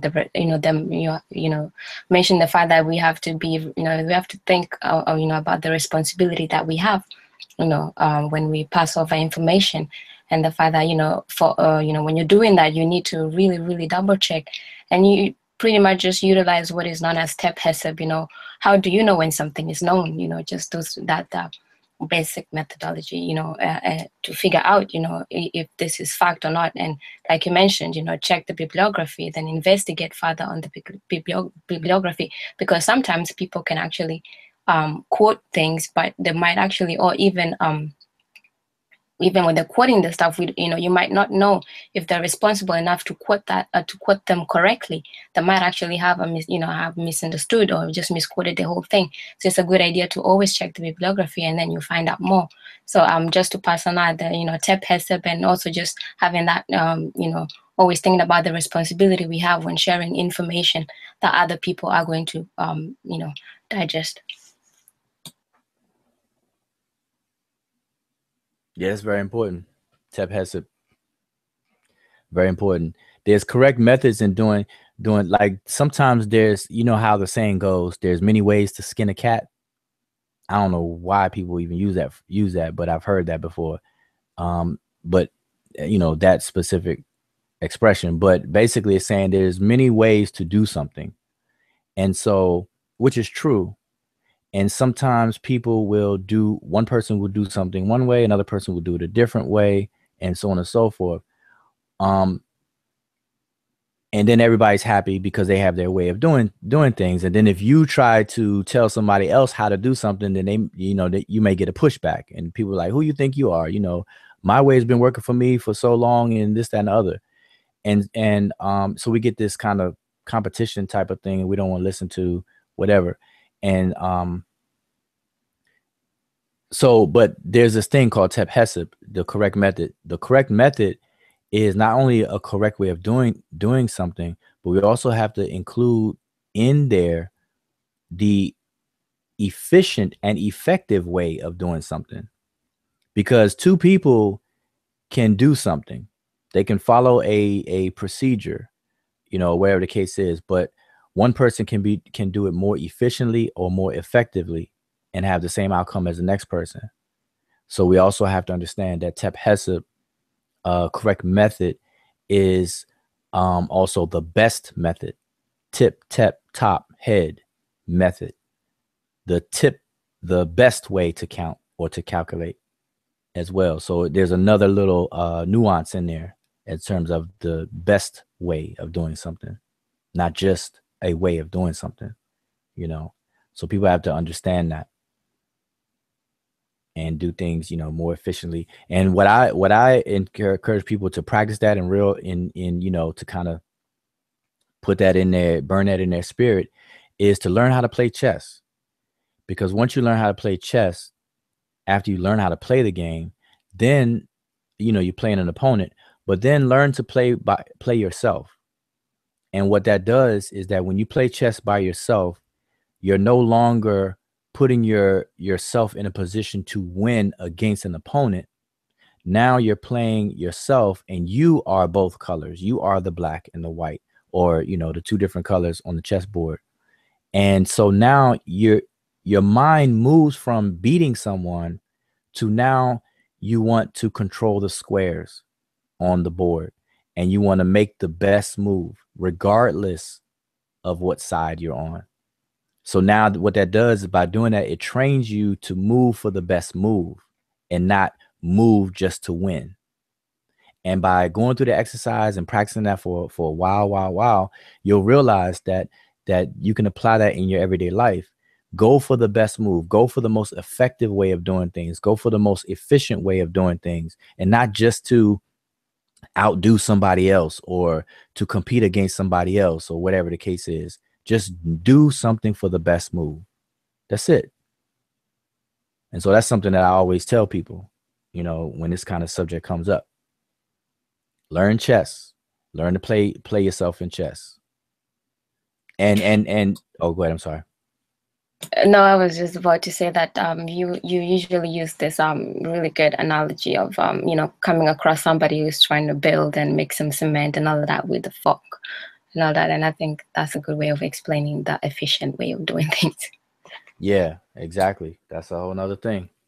Exactly. So I think that but now that carries over into many other things. I think people should really evaluate why they do the things that they do. We have to learn to start asking ourselves why. Like, ask ourselves why a lot. Don't be afraid to ask ourselves why. Like really sit down and ponder, like, why do I do this? Like, why do I do that? Why do I do this? Why do I do that? And then really try to answer yourself. You'd be surprised. You'd be surprised at what you come up with and it is really eye-opening to go through that. You know, these are little exercises that are done, and these are things that are done purposely, intentionally within initiation systems, where you actually do that. You actually, you know, go, they call it going inward and asking yourself. You know, people want to talk about know thyself, brother and sister, know thyself, you know, and stuff like that. But what does that mean? Know thyself.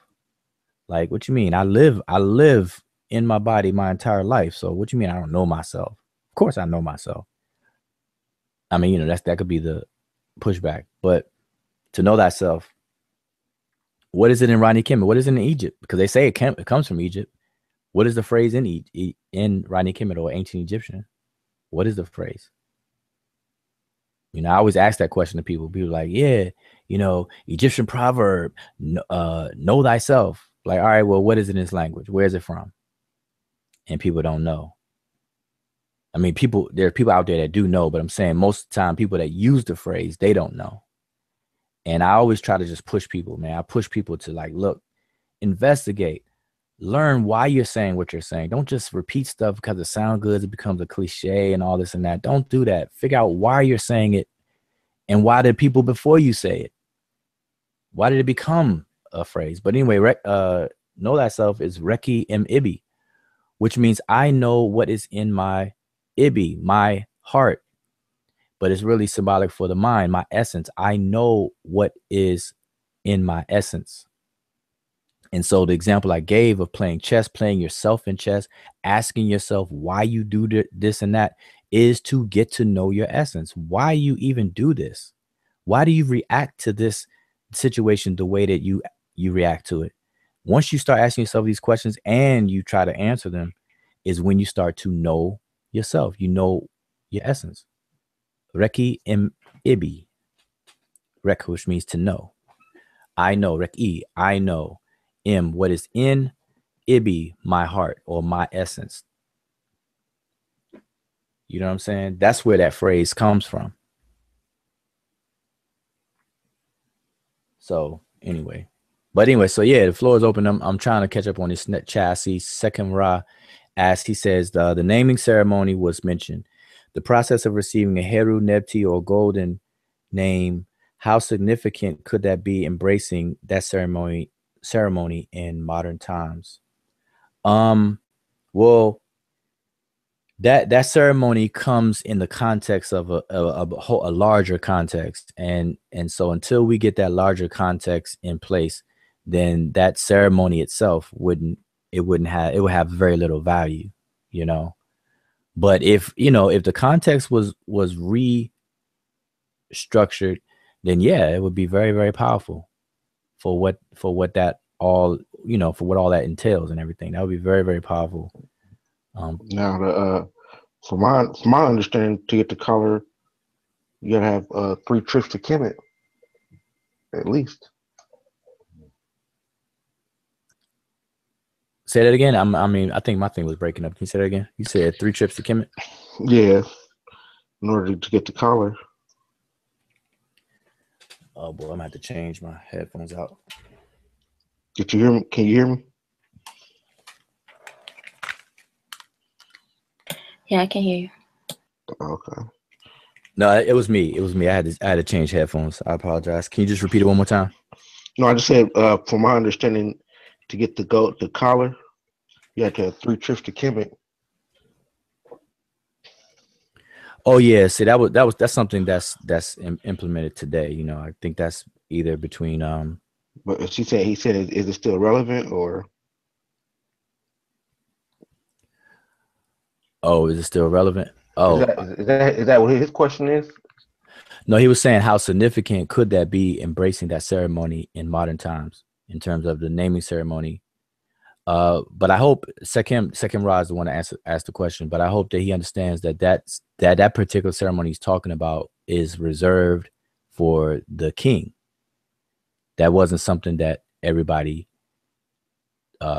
performed. That wasn't a ceremony for everyone.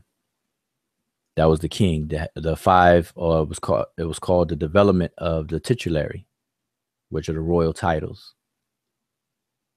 And so every king had had them 5, at least starting from, I believe, the 5th dynasty or 4th dynasty.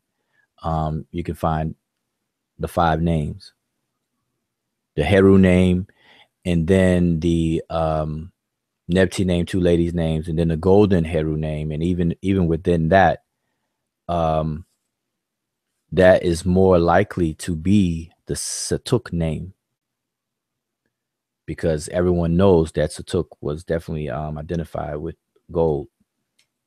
His actual epithet is Nebti, which means he of gold, or gold town. So that may have some significance there. But then you have the other 2, which was the throne name and then the family name. Yeah, so that particular ceremony was reserved for the king, but other people definitely did have a lot of titles. You saying that the Nebti name may have been the Satuk name? No, not the Nebti name. Nebti, in that sense, is not gold. Nebti would be 2 mistresses, so it's a plural. So that's the 2 ladies' name. I'm talking about the golden Heru name, what they call the golden, the falcon of gold name. Right. That particular name may very well be Heru perched upon a golden collar, and that golden collar could represent Satuk. But that's not mainstream, as some people will say. Yeah, well, I want to hear about this one though. That's pretty. I don't know if you come for that. That's your theory, or that's something that you read, or. No. It's investigations being done into that. I mean, there's information and evidence out there that will point in that direction. It's just that as it becomes more and more organized and be able to articulate it, then people will be able to chime in on it and try to falsify it and see where it goes. But because you have to understand, you have to be able to read the literature and see, because a lot of these different deities, their names are not defined. They're, like how we would expect them to be defined. These deities are defined by how they function in the myth. And so once you understand how the different deities function in the various different myths, then you have a sense of defining the meanings of their names. And so this is one instance where Satuk would apply to what I'm saying. And even Satuk being identified with chaos and things like that. There's a myth out there. I believe we discussed this before. There's a myth where Satuk, where the different deities, as they were being born in pairs. So starting from Shu and Tefnut, Geb and Nut, those are pairs. And so you have a generation. So you have a hierarchical order of pairs. So you got Shu, Tefnut, Geb, Nut. And then from Geb Nut, you have Wasir and Aset. And then out comes Satuk on the same level. Like if these were family tree levels or family hierarchy levels, you have 2 at every level. Then all of a sudden, when Satuk come out, he don't come out on another level. He comes out on the same level as Wasir and Aset. And so he disrupts the order of things. And so that disruption is described in a myth by him not being birthed like everybody else. He burst out of the womb. They describe him as busting out of the womb as opposed to being given birth to. So his birth is described differently than everybody else's. And so because of that story, it goes into why he's associated with this concept of being disruptive and chaotic and things like that, creating chaos or disrupting the order of things. Because people put chaos against order. You got order and chaos. You see, so this would be another example with the golden Heru name. You're dealing with the myth of the battles between Heru and Satuk, and how Satuk conceded over to Heru the kingship at one point. But Heru was the older one. He was the more experienced one and stuff like that. But here's Heru, the inexperienced one who never didn't know anything from anything. He was the son of the former king, but he was inexperienced and all this and that. But the older experienced one had to yield over to Heru and so on and so forth. So all these things could be symbolized by the falcon being over the gold one, who would be Satuk. Because Satuk's cult center, Satuk's center was in a town called Nubti.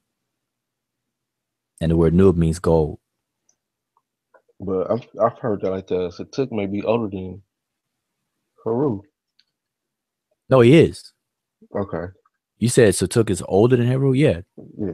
Yeah.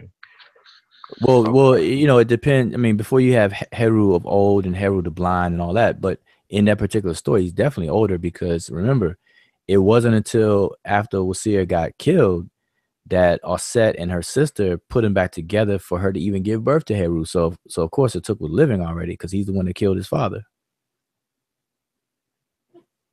So yeah. So that's what I mean. Satuk was the experienced one. He had more experience. He was the elder. He was the elder out of the two. So, but so anyway. That also may add to the fact where you have to have a Satuk name prior to or along with a Heru name if you had a rulership at one point in time prior to Heru. Yeah. I mean, like I said, it goes into a lot though. People have to be aware of how the stories are, and be aware of the myth itself and the contendings of what they call the contendings between Heru and Satuk, and that whole initial story of Satuk killing Wasir and all of that. If you thoroughly read those stories, then you'll understand. People will get a better picture of it, and you'll understand why certain Egyptian kings took on the name of Satuk within their name. You have Ramses II, one of the most powerful kings in Kemet. His father, his name was Seti, which means he of Set. Seti, he of Set. So if Satuk was so evil and so bad and so chaotic and so this and so that, then why would a king, the high priest, the Hem-Netcher, the highest representative and servant of the entire kingdom, why would that person take on the name of such an evil and such a bad thing? People gotta really think about that. Yeah, he rode with Ra also on the solar bark on the boat. Yeah, exactly. He protected Ra, not just he wasn't riding just shotgun. He protected Ra against who? Against Apep. He who is great of movement, which is what Apep is. This giant snake. Satuk was the one who protected Ra against that. So it kind of sheds a better light on why these kings would even associate themselves with Satuk, So it's interesting. It's interesting, but that's what the stories. You gotta be familiar with the stories. But like we say, I'm taking it way back. People need to understand the language. People have to learn the language in order to understand the stories. And once you understand the stories, then you can start to put these things together a lot better than what people think. People think Satuk is Satan, it's evil, he's evil and stuff like that. Nah, it's not like that. It's not like that. He became associated with the desert and people who came from the other side of those hills, which is why all the foreign people got the hill determinative, because those are people who came from over there, from those hills. Like, man, where these people come from? The hills. So we're going to make sure we identify them with those hills over there. So the word Chasut means foreign, because the hills was the borderline between the foreign territory and Kemet, because they had natural borders. So you had the water, you had the desert. It was either or, the water or the desert. Those were the natural borders of Kemet. you know, and nobody was walking on water. So the foreigners came by way of land, which would be the desert over those hills. So all the different foreigners had the hill determinative. That's how I became identified with the foreign territory. Yeah. So. Yeah, that's why really getting into the study, it's open up your eyes. And I was trying to get in a little bit earlier when we were talking about the people calling each other kings and queens, and you get into the language and see what the ancient Remetch, how they referred to themselves. Those words, kings and queens, might have been more a title and not what they called themselves. And if you really get into it and learn what they did, maybe call themselves, it would have been more like either beloved or even sometimes sin or sinet, which we often translate as brother and sister. And maybe that's how that whole what do you call it, incest, rumors about incest and all that came about, because people didn't understand how someone could be talking about their beloved as a brother or sister. But then you also, dig deeper and look into what sin or sinet means, because in the numbers, sin is also the number 2. So I often look at it as like, the couple thing, like to call your girlfriend Sinette. It meant a lot. Like I think you really have to get into the language to really understand how, and people would appreciate it. I mean, it meant more than just calling someone just just some, like you're saying, calling a woman a queen when she's not really a queen, or you're not the king. You get into what they actually called themselves, and you can see how much that really meant. Like I was saying, the example you gave about the sister Sinet is a good one. Mm-hmm. Because Sinet, like you said, Sin is, or Sinu will be number 2, and it's like a twinning. Now we know that they're not biological twins, but it's a twinning type of thing, meaning that you function as your twin, and so you become another person. Yeah, and that is, it's really deep. As I get it, I'm kind of finding it hard to articulate right now, but to me that means so much more than calling someone a king or a queen if they don't really have that title. I hope people can really maybe one day look into it, because like you're saying, yeah, that's like you're twinning, you're not the other half, but it's like a unit, you know what I'm saying, like a couple.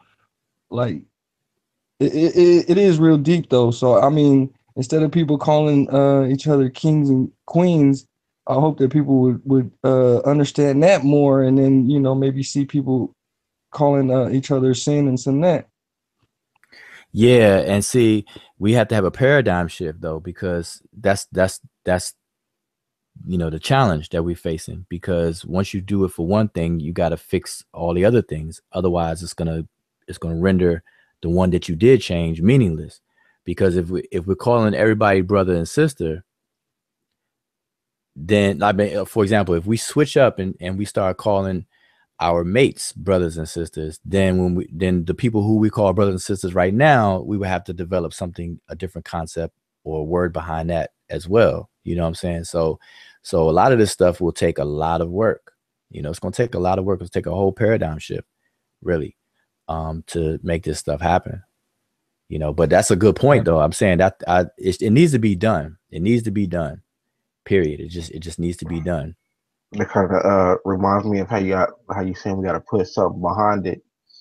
Kind of reminds me of the whole thing with the Hotep, whereas we try to utilize it in this meaning, but then it turned into some people use it in a negative way, and that kind of caused. That's because we weren't able to put the actual. We were saying it, but are people actually living it and making that offering to their neighbor, or making sure that person that they're talking to is actually satisfied. And then if they were having that personification or using that to guide their principles, then we wouldn't have the negative connotation where people calling Hotep nigga or Hotep brother or whatever, as far as the person is trying to use Hotep to do something negative, as far as con somebody out, con a woman, or con somebody out some money or something. Yeah, and so we have to get back the importance of these words, and that's why people's words and their deeds are very, very important and weighed. Like when you say Jed Medu, or we're saying Medu or Ra'u and all this stuff, other things. Like for example, we went over this also, but if anyone understands the so-called Book of the Dead, by now a lot of people have heard that the Book of the Dead, obviously it was not called the Book of the Dead. And so a lot of people know that, and they're familiar with the other term that scholars will use as well. They'll say the utterances for coming forth, or they'll just say coming forth by day, the book of coming forth by day, if they want to say it in English. But it comes from the phrase, as some people say, Ru Nu Poret Im Heru. But it's actually Ra'u Niyu Poret Im Heru. And it means the utterances for the coming forth by day. And so these utterances that are done, these sayings that are done, Jed, and these Medu words that are said and stuff, these take on a different meaning once you really get into the language and to see the slight different nuances and why these different words are chosen to what we all translate as one word in English, words or saying and things like that. And people understand that these things were taken very, very seriously, and your words and your deeds were judged.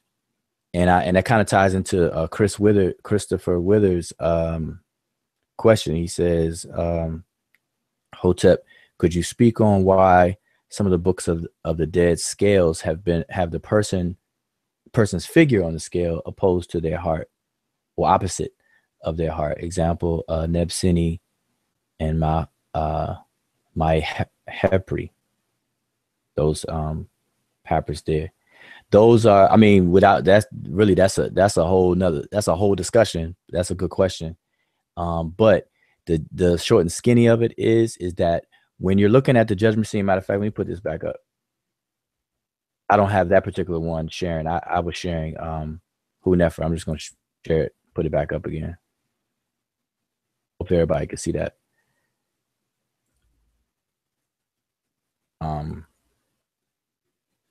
Y'all see it?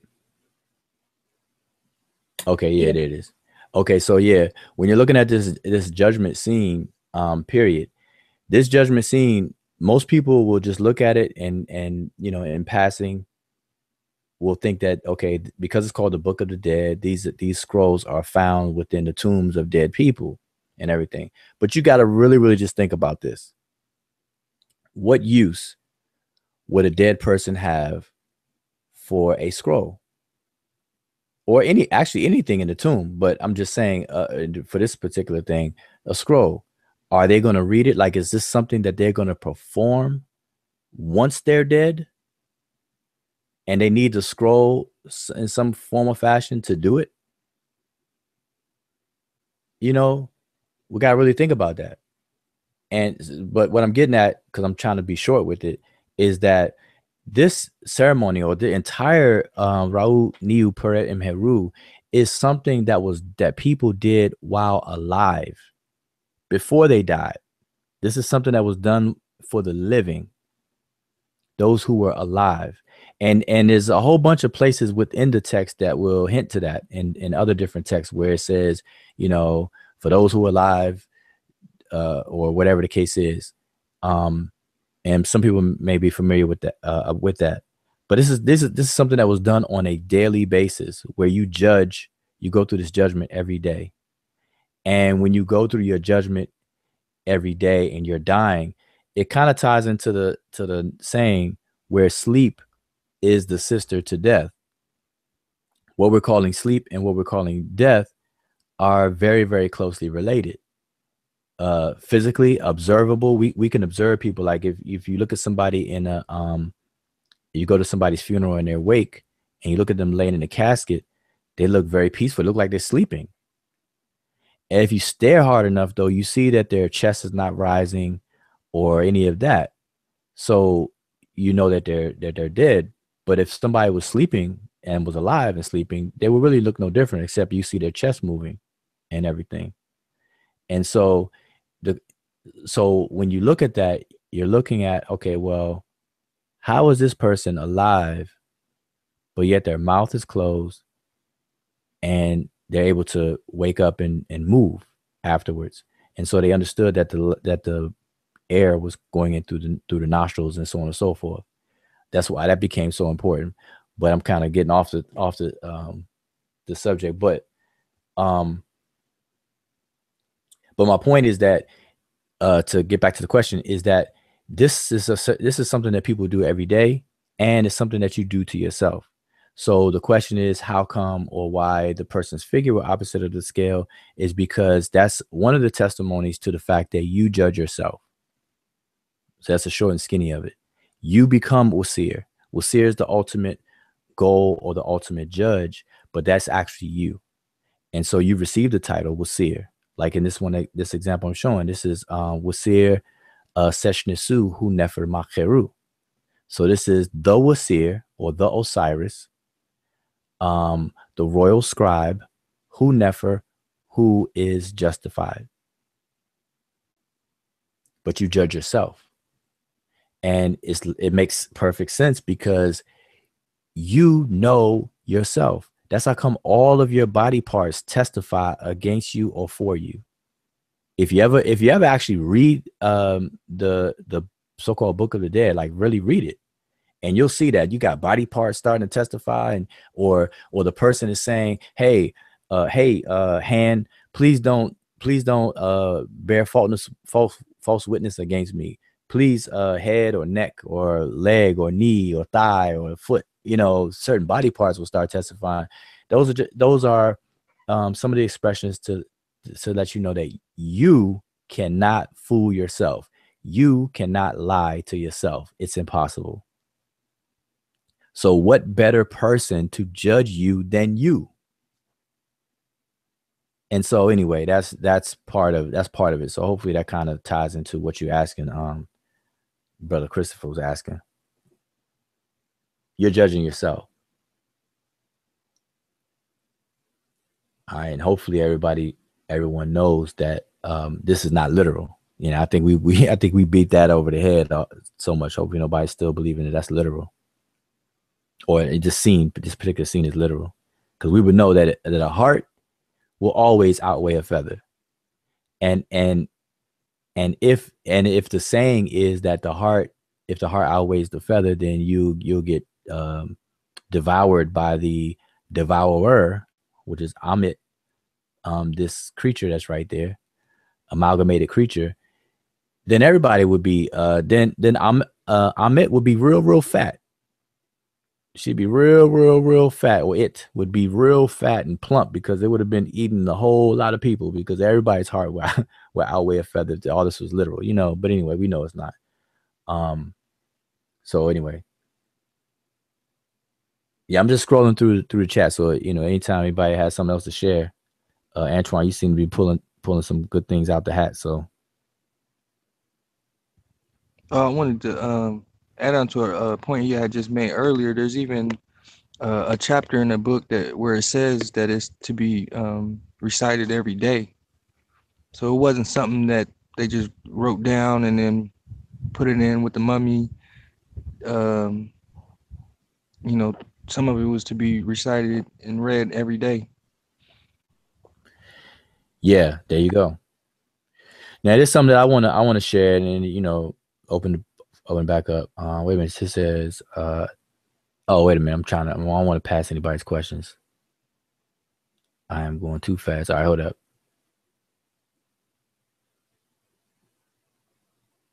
Okay, I skipped a lot. Wait a minute. Okay, the flat earth. Yeah, I'm not talking about the flat earth though. Definitely not. Degrees of freedom, the understanding of typology. Okay, the closest thing to know thyself in ancient Kemet is Anuk Asar.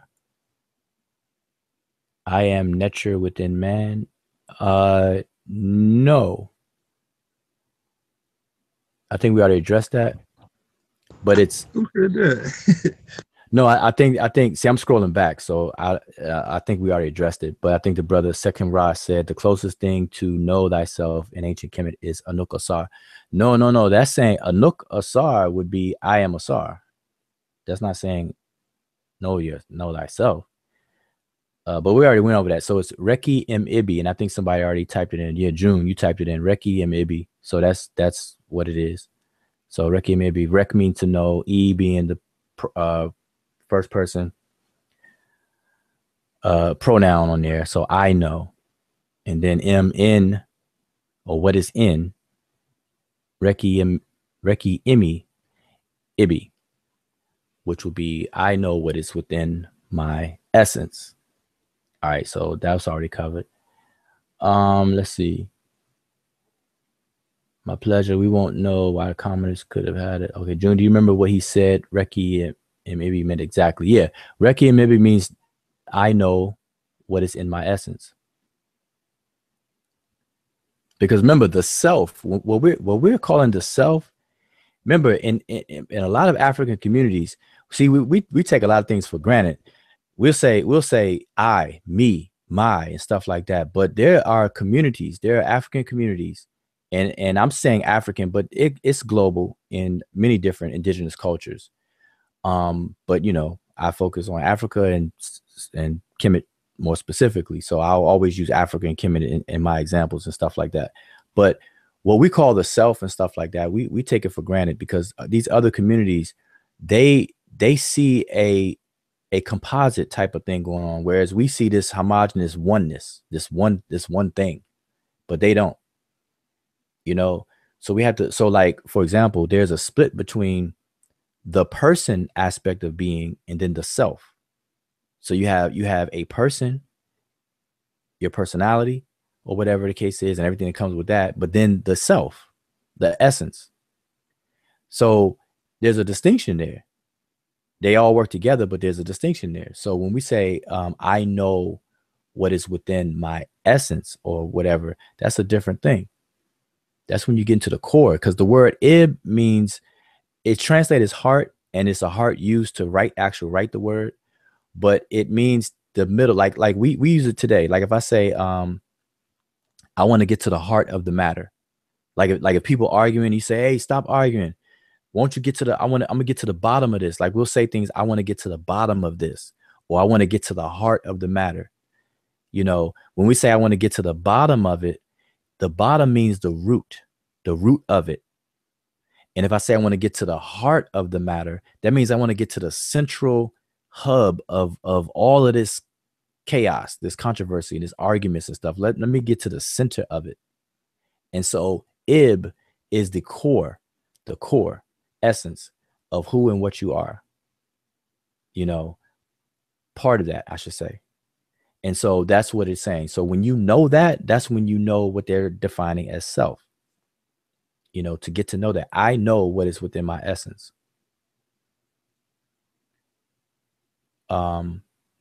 Set was the first C-section. Hey, let's see. I'm just scrolling down. Puret M. Heru, Raul Niu Puret M. Heru, exactly. Question: I usually detest the word spell being used when describing magic or rituals being performed in Kemet, or reading what is written from different papyri. What words are they translating when they say spell? Yeah, that's one of them. Ra, or spells plural be Ra'u. And the word Ra is a word for mouth. So, but it's not so much the mouth, literally the mouth, it's what comes out of the mouth or what is within the mouth. And how they, you know, to confirm, you know, to show another way of how they play on that word figuratively is when I say Emi Ra. And some people may know that as Amir, which means an overseer. And that's someone who is in charge. Emirah, someone who is in charge. Why? Because they have the authority that's coming out of their mouth. They have the command that comes out of their mouth. So that which is within the mouth. So they become the person in charge. So, but they translate that as spells, spells, utterances. Some people say utterances or spells. All right. So that's that. Yeah, and then y'all on the panel, if y'all see questions that I missed, I'm just kind of scroll through. I think I'm at the bottom now. My reasoning for putting Anuk Asar is the meaning behind the judgment scene. From my understanding, is to become Asar. So if you are a person who have done this, knowing yourself is that. Just clarify my reasoning for that. Yeah, I understand that. Yeah, but that, yeah, that's a not a but. That's a different thing though, because when we say what a phrase means versus, you know, the outcome or the associations, those are different things. But yeah, I get what you're saying, because you are Asar. So Anuk Asar, I am Asar. And that is what you are. So you're right.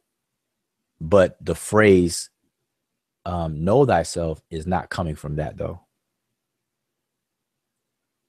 You know thyself, or I know what is in my essence. All right, so shout out to the chat, man. It's like a real studious bunch we got today. I just want to say dua to you guys and shout you guys out. That's what's up. Yeah, definitely. Yeah, dua ooh for that. And keep it coming, because you know, what time is it? We can, I mean, you know, I can hang for a little while longer. I don't know if everybody hanging. Like I always say, sleep is for the weak. But yeah, keep it coming. It's open discussion, and we just kind of going different topics or whatever the case is.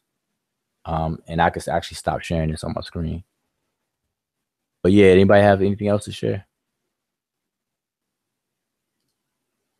Oh, I do want to say this though. There is something I want to share. Okay. I was watching a couple of videos. Well, I didn't watch the whole video at all, actually. But I guess some portions of the video. And I've seen it on Facebook too, where people will say that the word Kemet comes from Hebrew. And I just want to say for the record that that is just completely false. The word Kemet does not come from the Hebrew language, or Ham or Ham. It does not come from that. Now, they may be associated, they may be cognates of each other, or whatever the case is, but Kemet did not come from the Hebrew. And I say this because I've seen people say it on video, and I've seen people type it on Facebook, that they do not refer to Kemet as Kemet because they don't want to use the word Kemet because it comes from Hebrew. So they rather call it by another name, Tameri. And even within Tameri, I've seen some brothers and sisters will say Patah Meye Reye. And mostly it's coming from the Nuwapian community that will use that. And that also is just completely false. The name was never Patah Meye Reye, ever. Now, that doesn't, that doesn't prevent anyone from saying it and calling Egypt by that name. You know, everybody has a perfect right to call it that way, and that's good. I mean, you know, I'm totally with that. But the problem comes in is when you take it from something that you want to do and invent something new, and that's your creative license to do that, and then say, well, that's what it was called by the Egyptians themselves. That's when you have a problem. So I want to make it clear that people can call things like, you know, Africa was not always called Africa, and so we call it Africa today, and that's cool. But the moment that somebody says that ancient Africans called it Africa, now we would have a problem, right? I'm sure everybody would step in and be like, wait a minute, huh? Like what? Like America, North America. We call North America today, but we know that the earliest people on this continent didn't call it North America. And if somebody were to come along and say, hey, The earliest people ever here on this continent also called it North America, we would look at them sideways. So that's the same way that that we should look at people who say that ancient Egypt was called X, Y, and Z when it really wasn't. So I just want to make it clear that Egypt was never called Ptah Meye Reye, never. All right, and the word Kemet is not from Hebrew. All right, Kemet is found in some of the oldest of texts. The word Kemet, it wasn't used as a name for the kingdom in its entirety until the 11th dynasty. But the word itself existed within the lexicon of the people. I mean, you could see it in much older text than the 11th dynasty. But in terms of a title for the kingdom or country or empire or whatever, that didn't take place till the 11th dynasty. But Ta Mary is attested. Ta Shemau is attested. Khenu is attested as a name. Ta Osemi Tawi is attested. Tawi is attested. These are the names that we can use. All right. And we have to understand this. And when we say Tawi, where that is a word that is a dual word, ta meaning land, and then the we on it makes it masculine and dual. So I'm saying because ta is a masculine word, and we have to remember that unlike English, ancient Egyptian language, all of the substantives or AKA nouns, all of the nouns are either masculine or feminine. They have to be one or the other. And depending on if it's masculine or feminine, the word will show different suffixes and endings on it based on that gender of the word. And ta is a masculine singular word, meaning land. And so when I want to say two lands, I would say tawi. That just simply means two lands. And so the whole kingdom at one point was called Tawi for short for Sama Tawi. And Sama means to unify. And so it was the two lands unified. So when I say Sama Tawi, I'm saying the two lands that are unified. And so they eventually shortened it to just Tawi. So that was a word, but never Ptah. Ptah does not mean land or earth. It doesn't. And Meye meaning water, and then Reye meaning fire. So it's like, earth, water, fire type of association there. That's just not, I mean, that's creative. That sounds good and it's creative to do that, but we can't pitch that and repeat that as if that's something that is real. Just let it be known and be forthcoming and transparent and say, hey, this is something that I made up, we made up, and this is something I'm rolling with, and it's creative and I like it. Just say that. And that's how we should treat these things. So I wanted to bring that up because I saw that recently about that, and the most recent one I saw was coming from, I think, a brother from out of the Nubian community that was saying that about Kemet. That's just not true. And then Ptah Meye Reye or Tamare. Nah. That the word ta in Ta Mary and the word Ptah are two different words. All right, they're just different words. And so I just want to put that out there. and just to kind of camelback off of that, coming from the same community, the Nubian community, the language that was created that Nubians are, cultivating and developing over the past 15, 20 years since 1996, called Nuwapic or Nuwapui and everything like that. I think that's a very brilliant thing to do, to convince a group of people to speak a language that is newly constructed from several different pieces of different languages. I think that's a tremendous job to do that. But again, I think people need to be just upfront with it and say that's what it is. And the reason why I'm saying that is because I've heard the claim that the Nuwaubi'e or Nuwaubic language is ancient Egyptian language. And even so far as to reach and say that it's a pre-dynastic language, or, you know, stuff like that, pre-dynastic language and all this and that. And all of those things is just completely false. And people just have to be aware of that. There's nothing whatsoever to back that up at all. And whenever it's asked to back it up, there's nothing ever given. It's just more and more of the same conversation that takes place. So I just want to put that out. I just want to share that. So, but anybody got anything else? I think I've exhausted all of the questions and things. Yeah, I got one. Okay, what's that? Okay. Sometimes I hear a lot of people when they're arguing or speaking of the ancient Remesh, they always say the Kemetic language, the Kemetic this, that, and the third. Like, sometimes it's annoying. You know what they're trying to say, but if you try to correct them, then they get mad. Like, they don't understand that the Remesh, they didn't call themselves Kemetics. Right. They didn't. And that's something that I'm sorry, were you finished? Oh yeah, I'm saying you're right. That's a good point. And that's something that I saw that being said, you know, a couple of years ago, I think 2 years ago, and I did a couple of Facebook posts about that.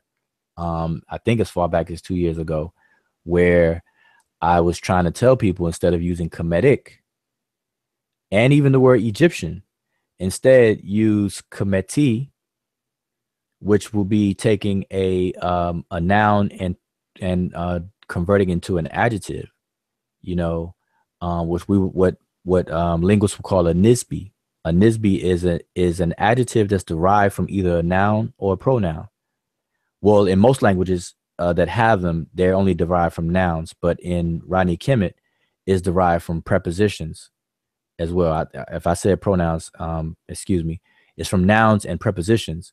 So nisbis are derived adjectives. They come from nouns and prepositions, and participles are adjectives that derive from verbs. So Kemeti would be the more appropriate term to use a noun in an adjectival sense.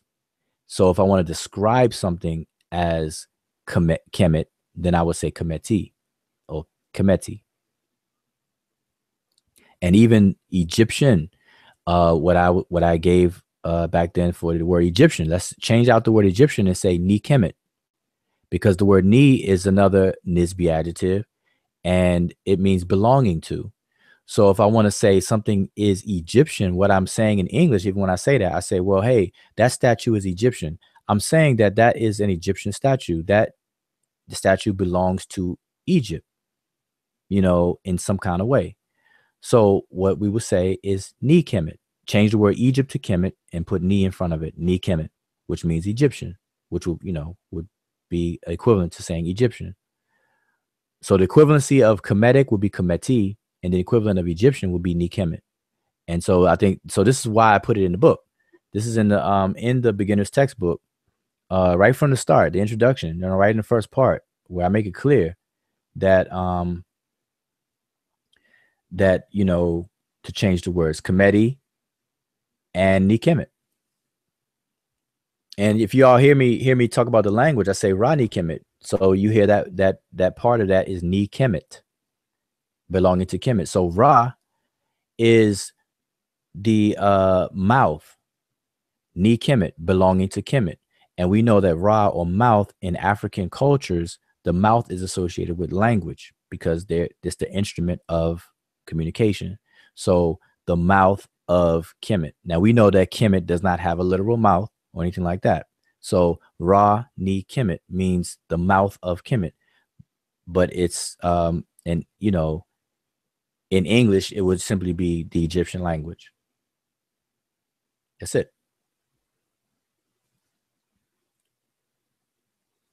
So Kemetics, when people say Kemetics, I mean, you know, that's what I'm saying. It's very shallow when people say that. So it's like, you know, you already know, you know, their level of seriousness that they take these things too. You know, some people say it just for quickness and say comedic and stuff, and that's understood. But I've seen it being used, you know, in a negative way, like those comedics over there, you know, to try to label people. Like, what is a comedic for real? You know, because a lot of people who, just because you study it don't mean that you are that. Like, if for example, if I study Nazism, like if I study Germany and I, like right now I'm heavy in the books, I'm trying to learn about World War II and the cause of it and how it went down and stuff like that. I mean, does that make me one of them? You know, because I'm studying it and stuff.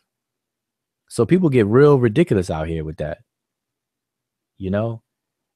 And I think that it's because Kemet is very disrespected because it's not a living, observable tradition, unlike Ifa practitioners in Nigeria and over here in America, among, you know, Africans of the diaspora. So people don't look at it as the same. They don't say those Ifaics, you know, or you know, nobody will say that. Or the Yorubics and stuff, you know, Kemetics. So it's real crazy. So I think we had to really straighten that out too. Yeah. So what else? What else was there? On citing a reading from Greek European sources, the authors, books, and speakers of indigenous African cultures and civilizations, should we have an aversion to it and focus on African-centered teachers when trying to learn our ancient African origins and understand our African concepts? That's coming from Sekem Ra again. No, I would don't limit yourself. Like, read everything, because this is the thing, and this goes back to one of my recommendations. I say all the time, I recommend people to learn how to play chess. And I used to play chess all the time. I haven't played it in so long. So if I play somebody, I'll probably get beat down real seriously. But I mean, of course, I still know how to play the game.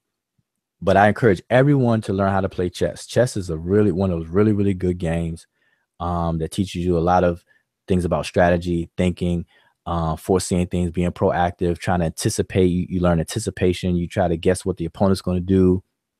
If you do this, and if you do this and they do that, then what you're going to do after that. So you got to think several moves ahead, all that good stuff, right? But also learn by playing yourself. Play both colors. And I bring that back up because it ties into the question of why I answered it and say, don't limit yourself, because you have to understand your opponent's argument. If you see somebody as your opponent, you have to understand their argument. If it's a boxing match, you can't dislike your opponent so much that you ignore them and don't study them, because you have to contend with them. That means you have to study their style. You have to study how they move. You have to study how they react to a right hook, an uppercut, a jab, whether it's a left jab, a right jab, and all these different things. You have to study that. So I would never tell anyone to limit themselves to only read African-centered scholars or African scholars or people with brown skin and stuff, all that stuff. See, that becomes trivial, because what I will tell people to do is to learn proper methodology, proper research methodology. That way, it doesn't matter what color the person's skin is who wrote a book. It doesn't matter what center they're on who wrote the book. They could be Mars-centric or Jupiter-centric. It wouldn't matter. You see? So we have to just understand the foundation principles of method and discernment, and how to you know, I guess make distinctions, you know, discerning these different things. And so, but now what I will say is that we do have to have an understanding that when people give commentary about something, they're giving commentary from a lens, from a view, you know, and we have to understand that they're giving a commentary from a view. Now, whether that view is correct or incorrect or biased or harmful and all that kind of stuff, that's where the methodology comes into play, where you have to make that discernment. You have to judge that. But every single person or group or school of thought is coming from a view. And so to understand African phenomenon from Africans, then it would make sense to look at it from the African view. But you can't limit it to that, because what that does, it'll set you up for, you know, black is right and white is wrong.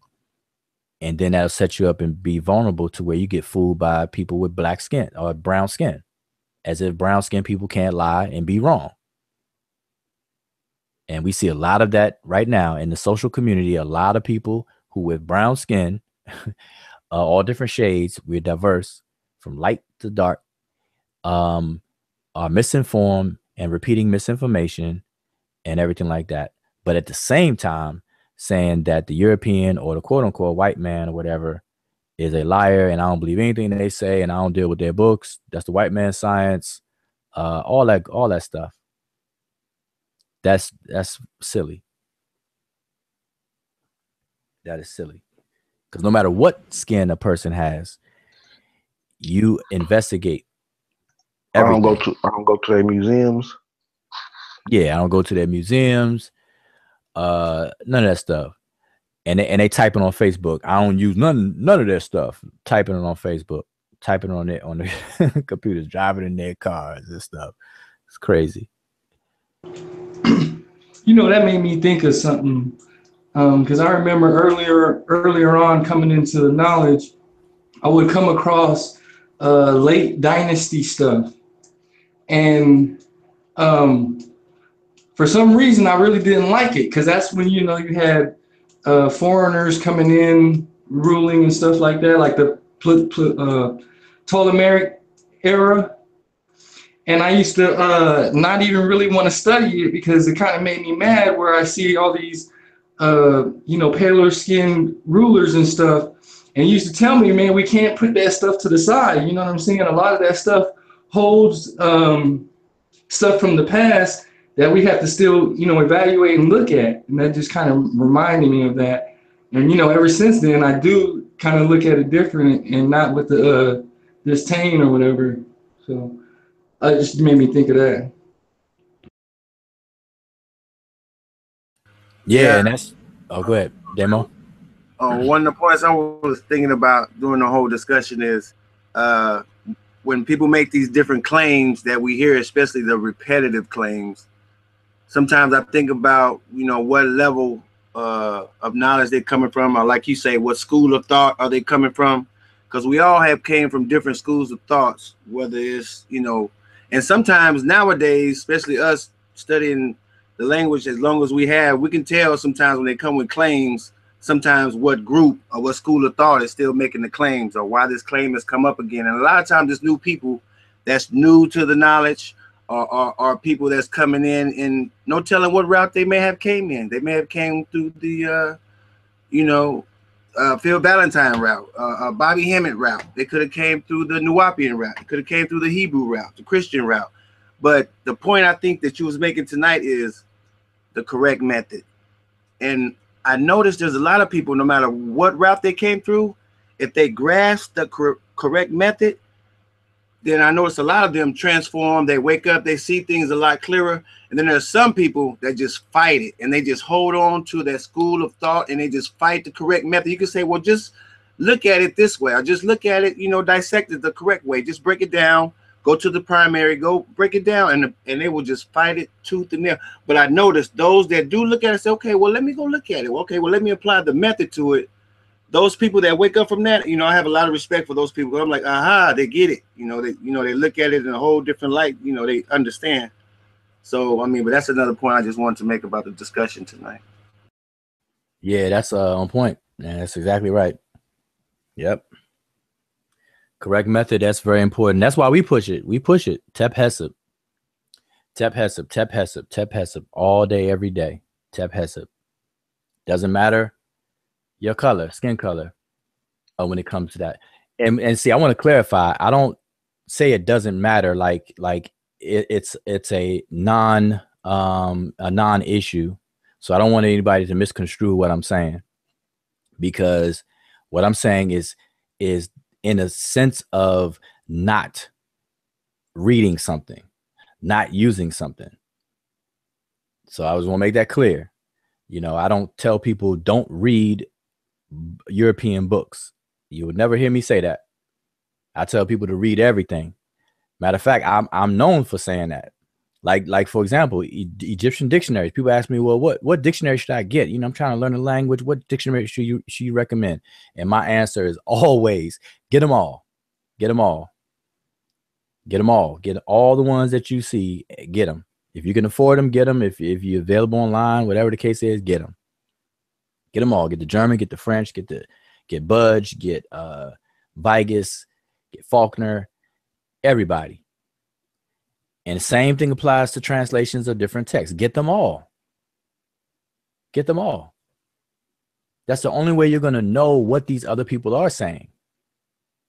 Now, a different issue is which one should you accept and which one is true. That's a different question. So I want to make that clear. That's a different question when you ask which one is true, or which one is true that I can stand on, and all that kind of stuff. Then we have a different kind of conversation. You know, so that's a different thing. All right, so that's why I just want to make that clear, you know, for people, because I know I don't want anybody to get my words twisted up. You know, but I always tell people, you know, and it's funny because people, you know what, it's real funny when I see somebody that will express that, like they don't want to read European authors. They only want to deal with African, you know, Afrocentric authors or African-centered authors and things like that.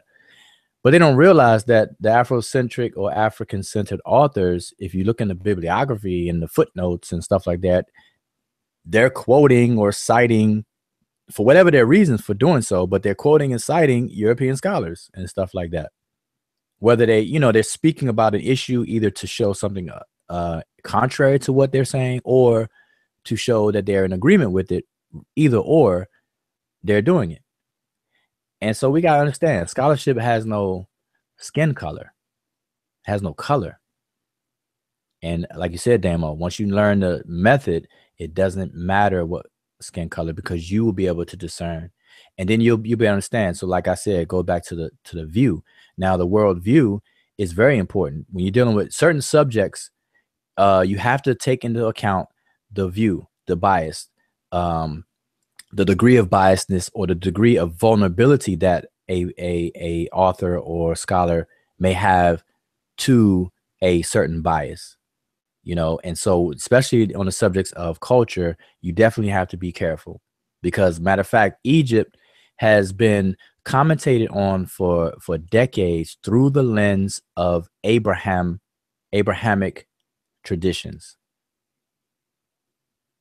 You know, most people who deal with Egypt have been influenced by one of the Abrahamic traditions, and they try to explain things through that lens, and not coming the other way around, not coming from a perspective of inner Africa and looking at it. And from that way, they're always trying to match up and pair things to something in the Abrahamic cultures or traditions, as opposed to other African traditions and cultures. You know, they're not even coming from that angle. So when African scholars, that's the good thing about these African scholars and African-centered scholars, is that we're giving the other side of the view, the other side of things, the things that the European scholars neglected to do. And they admitted it. They admit this all the time, whether it's linguistics or what else, mainly with language. Because archaeology, you know, they're actually finding different things, but the way they interpret them, though, is through the lens of these other traditions. So we got to be careful with that. We definitely have to be careful with that. But to not deal with it and not read it and stuff like that, that's crazy. Yeah. So I know it's 1 o'clock. You know, we've been on here for quite a while, so I see the chat slowed down. People getting tired. How do you spell that? Oh, okay, spelled it all right. Tep Hesep. All right. Yeah. Yeah. Shout out to the chat, man, because it's good questions, good conversation. And I hope you're learning something, and whatever we're sharing. And by all means, you know, everybody shares like the brother explained about the or sister, I don't know, forgive me, about going underwater in the car and how they were taught in the military or whatever. You know, you got to do certain things. And then the questions and any comments that were made in the chat sharing information. So it's all good, and that's how you build. Just build. So we have open discussion. Usually on a Freestyle Friday, we'll take a text. Matter of fact, let me do this. Let me switch over real quick, and we'll let this be our last thing. I want to switch over to the offering formula itself. I had opened it up, so hopefully everybody can see that. I'll wait for it to pop up on the YouTube side. Okay, so yeah, it's there. So this is the offering formula that we recite at the beginning of all of our shows and everything. So this is something that we went over. Sonet Emiket recited it, or usually recites it. But I want to bring this up right now as one of the last things that I want to share is the importance of learning the language and learning it systematically and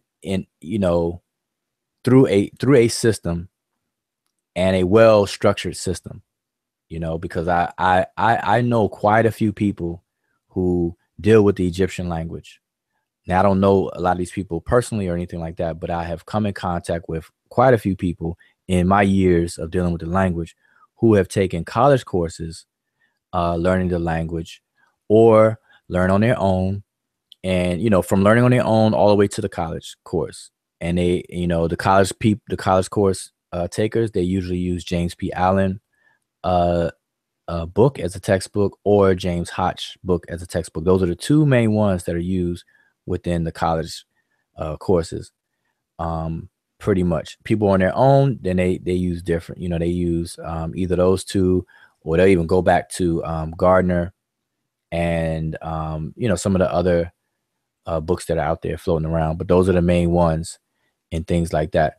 But it never fails that the people that I run into, it depends on what motivated them to learn in the first place, though. I know that's a key factor in this, but a lot of people don't really they learn the language, and they're able to be bombarded with information and then regurgitate it right after, but then after a while they lose it.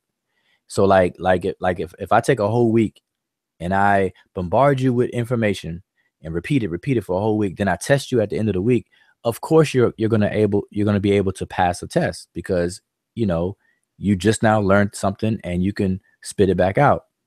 But to actually start to swim in the language, use the language in other than just for learning it and testing on it, to actually use it and read and do other kinds of things, it takes much more than that. So this is why I always encourage people to learn it very, very procedurally, step by step. Learn it, get it, and know why you're doing things, know why things are the way they are and stuff in the language. But anyways, to kind of wrap up, what I want to say is I'm sharing this on the screen. This is the offering form, the Hotep Di Nasu, which was read earlier. And so I want to point out a couple of things in here, because this is Freestyle Friday.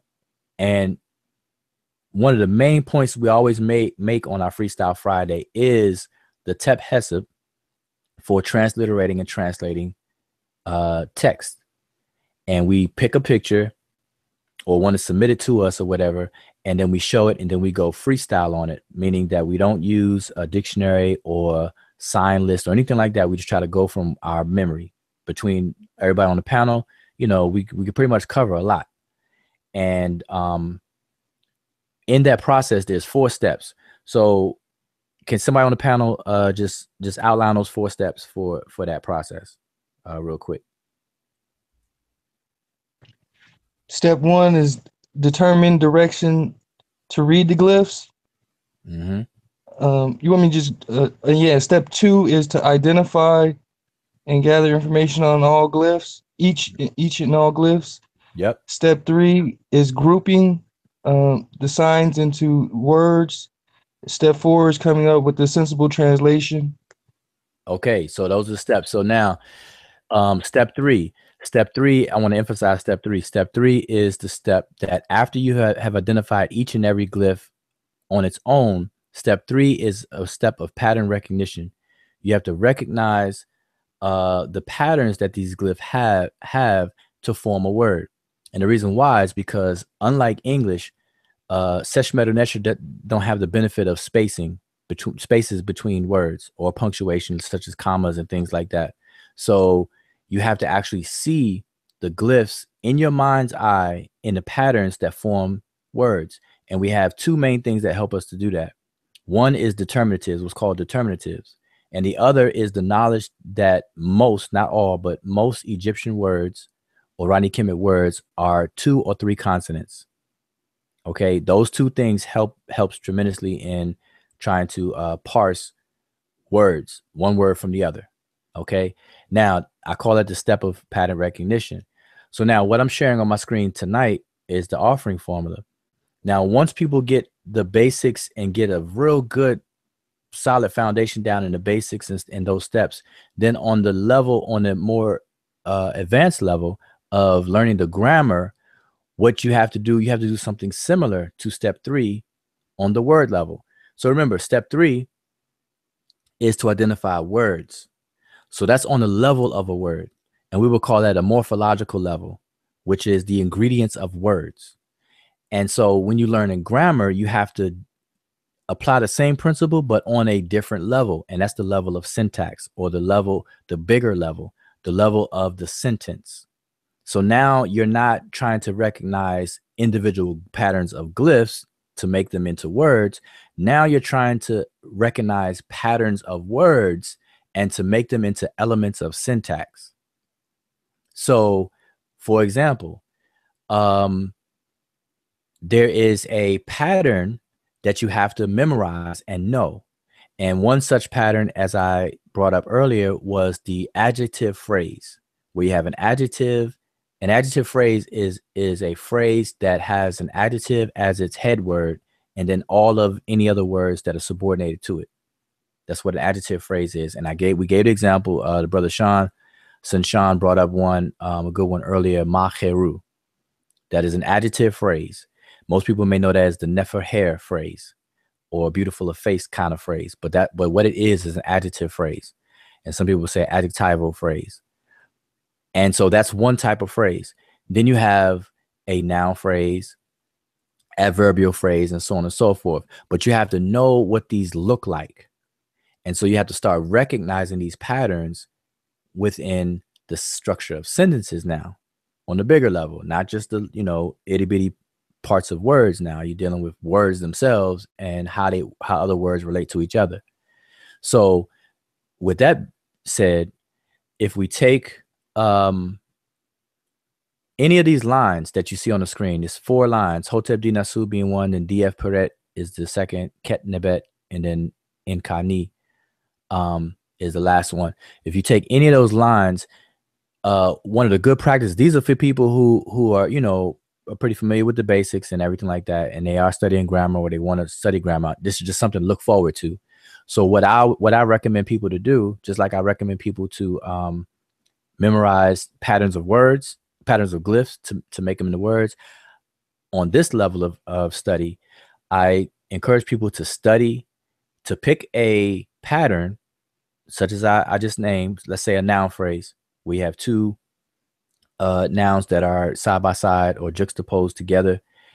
Then take a text, take a picture of an inscription or whatever, and just try to identify all of them inside the inscription you're dealing with. So for example, this one here, let's pick out some of these patterns that we're talking about. So let's deal with the first line. Hotep Di Nasu Wasir Neb Jadu Netra A Neb Abju. So I'm gonna open the floor now. If anybody on the panel want to identify any of these syntactic elements in terms of what I was saying, as far as a phrase or a kind of phrase or things like that. especially the ones that we've already gone over. Are there any that jump out at you on that first line?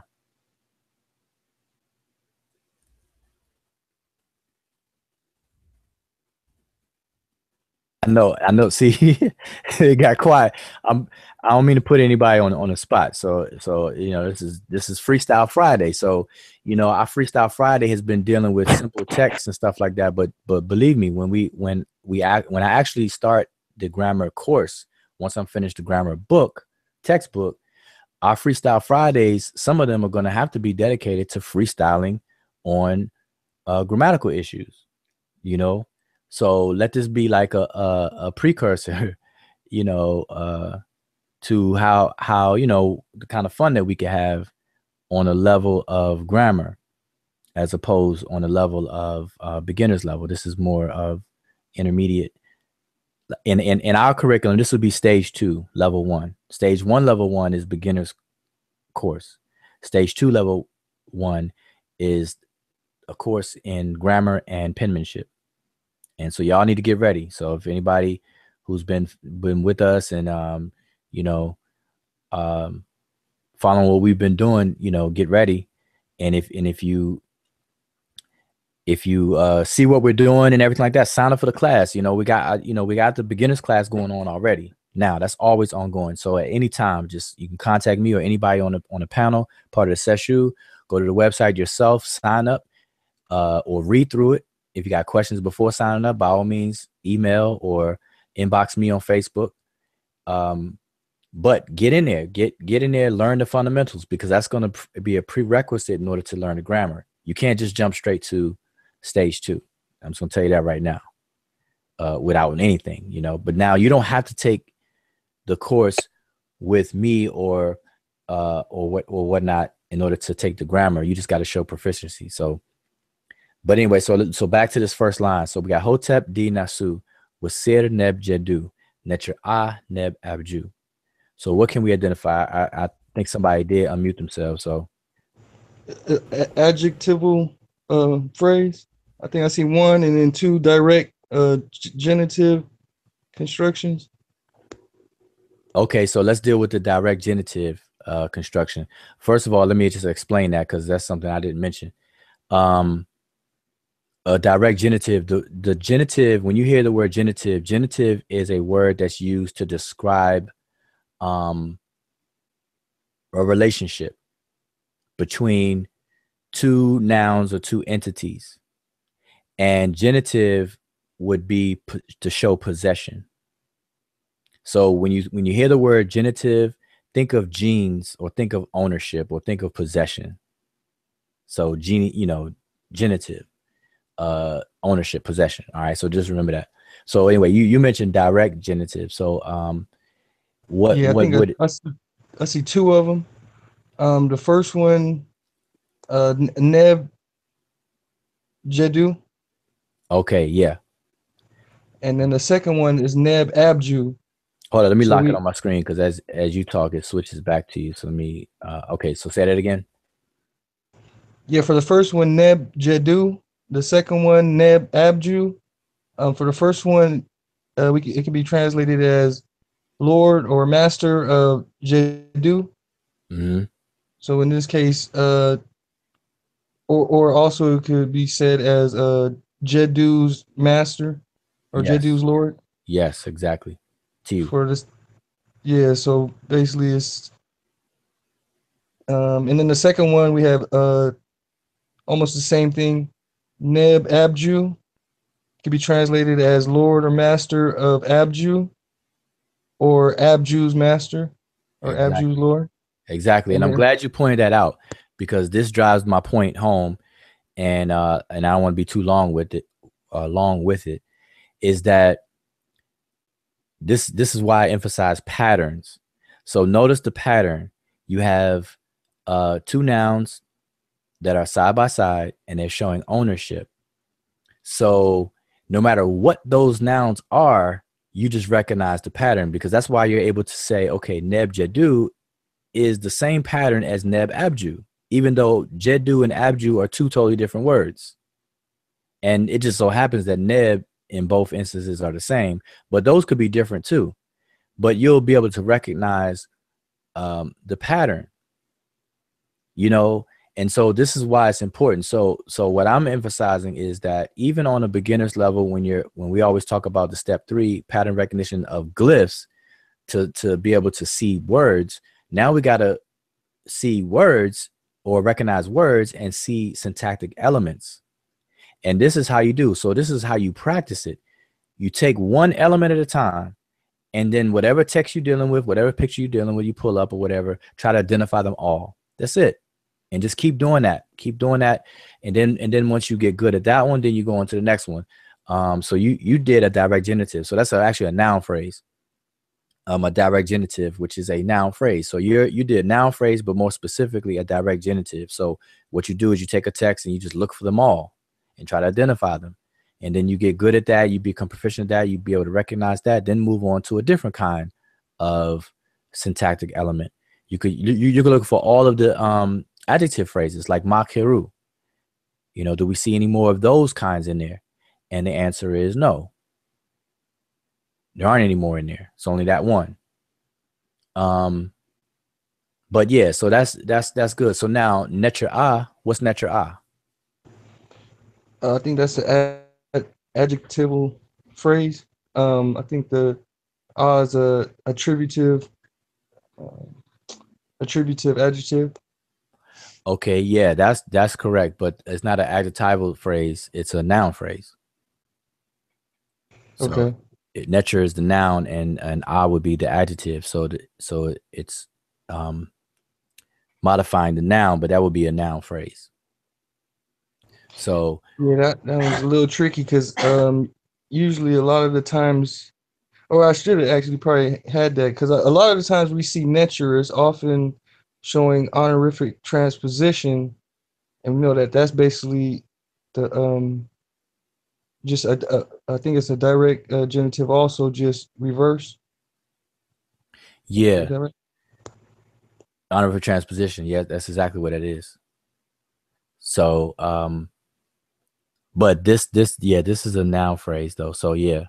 And remember, you know, we know a phrase gets its name from whatever the head word is. So an adjective phrase, then the head word is an adjective. Noun phrase, the head word is a noun, et cetera, et cetera. Prepositional phrase, it'll be a preposition, and so on. And it could get tricky, but that's why I say it's just, you know, this is just something that I encourage everyone to do who is on the level of studying grammar and stuff like that, especially when you're going to deal with the grammar with me and stuff like that. You know, I'll make sure you're straight, because everything is done systematically, and you know, these different points are drilled, you know what I'm saying? So you be able to recognize these things. Like, for example, the reason why we know the last line, although we see in ka in, some people will say in ka in, imaku, aku, makeru. We know that second one is ni, because we know it's a genitival adjective, or nisbi adjective. In ka ni, imaku, aku, makeru. So it'll be to or for the ka belonging to. The second ni means belonging to, but in English we mostly translate that as of. But the ka belonging to the venerated ones, namely the ancestors. And then makeru being the adjective phrase, coming after the noun aku. Now, if that noun was feminine, then the adjective in the adjectival phrase or the adjective phrase would have to match in gender. So like you said, I think, June, you said this earlier, where we have women who are called makeru. So let's just say a name. Give me a female, Egyptian female name.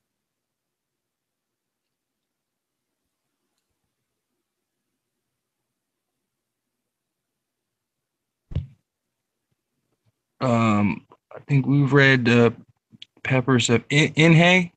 So what was the name? Inhe? Okay. Oh, I was looking for a actual feminine name, but let's just say Anket. Let's just say there's a female named Anket. It'll be Anket Ma'at Keru instead of Ma'a Keru. because the adjective within the adjective phrase will match the gender number of what is just modifying, and that's called the antecedent. The noun would be the antecedent of that adjective phrase. But anyway, I don't want to get too far and too deep into that, and I want to kind of close off on that by showing something. And so our Freestyle Fridays, starting next year, once we start the grammar course and people sign up and everything, we get that rolling and everything like that. You know, you're gonna see a different kind of Freestyle Friday. So definitely keep up with it. And if you want to learn the language, learn it, and don't let anybody discourage you from learning the language. Nobody. I see that too. I see people will discourage others from learning the language by using the reasoning that learning Medu Neter or Rodney Kemet and stuff like that, it's not practical. You can't get a job with it. You can't communicate on anybody with it. So it's better to learn other languages and all this and that. And see, that's fine. But can't we walk and chew gum at the same time? So it's no problem to learn to do what you do, but learn it. And that's just at the bare minimum. Just the bare minimum is the fact that we could walk and chew gum at the same time. And I'm not even going to get into the actual benefits, the laundry list of benefits that are available by learning Rodney Kemet. Even though it's true that you can't learn it and then you're going to walk off into a store or something and expect to converse with somebody in the language and stuff like that. No, but we shouldn't limit ourselves like that. I took Spanish in high school and was very good at it. And I was fluent at it because I lived near people who were Spanish speakers and stuff like that. So I could use it and I was good at it and I could talk. But since so much time has come from where I am presently to when I used to be able to speak it to where I've lost a whole lot of vocabulary. I still have my tongue. I still have the Spanish tongue. I could pronounce everything, but my lexicon, my vocabulary is way down there. I wouldn't be able to speak it. I could probably, I could read it better than I could speak it. Definitely now. And or even hear it. I probably play things over and over again, but I'll pick up on it. And it probably wouldn't take me too much time to get back in the driver's seat with that. But the point I'm making though is that, even if you learn these other languages, the whole point is that if you don't use anything that you learn, you're going to lose it. And that could just be anything. You know what I'm saying? I mean, people learn how to play like how many, let me ask you this. How many of y'all went to school? You learned a musical instrument in any grade school, any grade, K through 12. Did y'all learn an instrument? Yeah, I had to learn the recorder.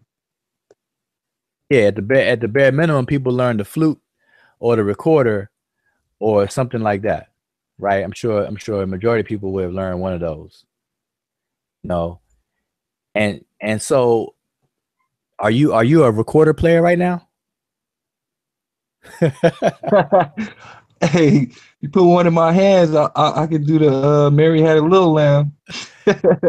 Yeah, but I'm just saying that we do things all through our life to that may not have a real-time practical use at all times, but it helps us out because by you learning the recorder or learning different notes, the octaves and stuff like that, you can apply it to other areas of life, whether you realize it being directly applied or not.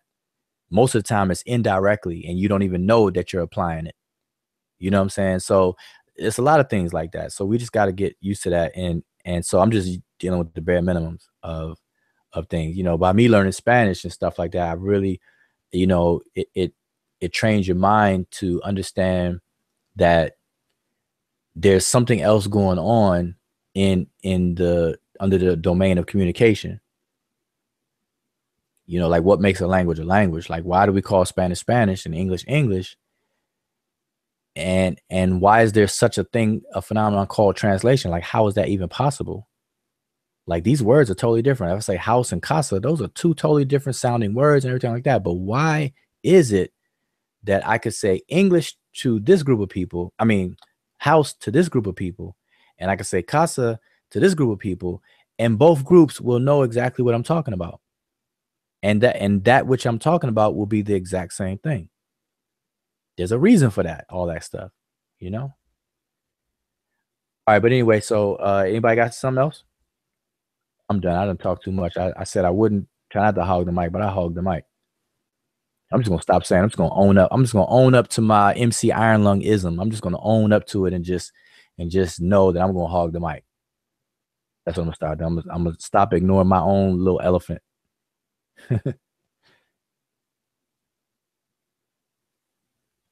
But anybody else has anything? We got Satep and Ra Meri Amin in the house. So I want to say, Hotep, you got anything to share? Anything to share before we close out? Anything? Because I know you I didn't even know you popped in. I don't know at what point you popped in, but pass the mic over to you. See if you have anything to say or chime in on before we close it out.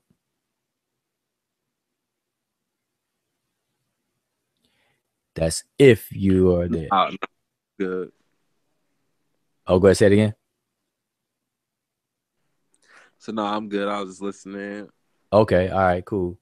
All right, you're not in the pathway of the storms, are you? Hurricanes? Nah, I'm in the pathway of sleep. You about to go into the duat, boy. Yeah, I'm going in. I'm halfway there. All right, okay. Yeah, just checking. So, so anybody else got anything to close out? Hand it over to the closer, Sonnet Emicat, if nobody else has anything to close out with. But all right. So anyway, keep that in mind, you all who listen to the archives. Right now on my screen, I have 2 books up. The beginner's book is a textbook, which is on your left or right. So my left is backwards. On your right, that's the textbook, Sesh Medu Neter, Inscriptions of Divine Words, a beginner's introduction to Medu Neter, the ancient Egyptian hieroglyphic system. That is a textbook that is used for beginner's level of study. All right. I have beginners classes going on all the time. As a matter of fact, I'm always starting new classes based on the availability of the people who are interested. So if you want to learn it, it's 12 weeks long, 1 session per week. So it's 12 sessions for 12 weeks. And each session is 2 hours long. And if you follow all the sessions, and it's live, it's interactive. So I'm right there with you and the whole 9. And I guarantee you that by the time we finish, you'll be able to transliterate and translate simple inscriptions. And it will lay a foundation that if you want to move forward to the grammar level, and that's what I'm preparing for, to deal with starting next year. On the left-hand side, we have, has the Egyptian hieroglyphic writing system been deciphered? A rebuttal to Walter Williams. That book was written, to address the claims that Walter Williams made in his book, The African Origins of Christianity. Now, we didn't write a rebuttal book to Walter Williams' book, just the claims in the appendix of his book. So definitely check that out, because that book is written in 2 parts.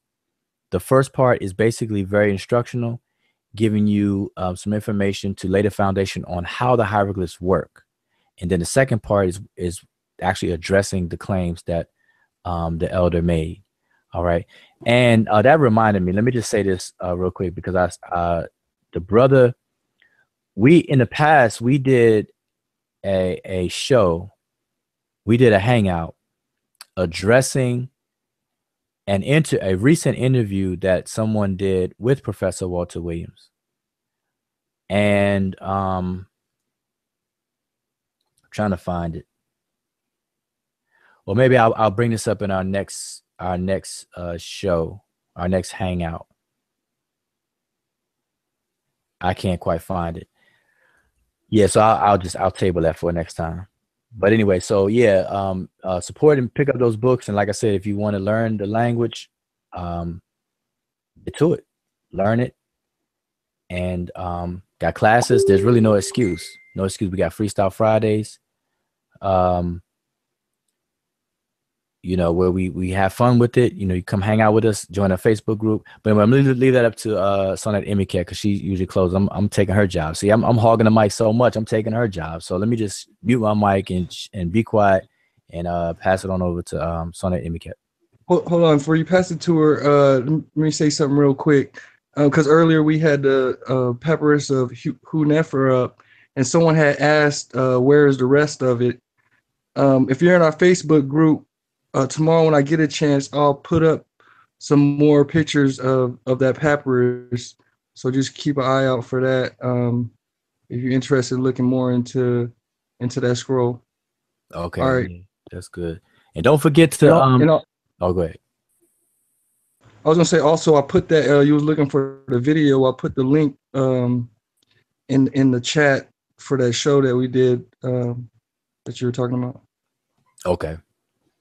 I was going to quickly say, don't forget, you know, if you enjoyed the show, enjoy our conversation, stuff like that, definitely click the like button on the YouTube, right up under the YouTube video, click like, and leave a comment or whatever. You know, we like to read the comments, join our Facebook group. But I'll pass this over to Sonnet Emicat, because I was just now about to take her job one more time. So let me just mute my mic and pass it on over. No, I think both of you have done a good job. But yeah, so Dua for tuning in, and you know, I guess you've had all the information, the books, and you know, you see the website on your screen. So make sure that you visit the website and purchase the books if you haven't purchased the book, and enroll in classes. And the only thing that haven't been mentioned is the group page. The link is right below the video that you're watching right now. So if you haven't joined, join. And I'll just make a quick note that if you're going to participate in a group, you know, a group page, just make sure that you can hang. You know, we do appreciate, you know, Medu Nefer, you know, proper speech. And also, you know, if you're going to participate and share information, just make sure that, you know, you're not going to start shaking and twiddling if questions are asked, you know, because people really are very engaging and they would like to know, you know, a lot in the group page. People are very studious. So, you know, if you're going to be part of the group page, just make sure that, you know, you come in with a good character and you're free to share information and just interact with people in a kind of social way. But with that said, I'll just like to say Dua once again for tuning in, and you know, the chat has been, the people on the chat has been really, really great and come up with some good information. And I would just like to say, for those who are tuning in on the nighttime, Karen Nefer, and for those on the morning time, Becker Nefer, and hopefully we see you again next week. So I'll say Shem Motep, go in peace.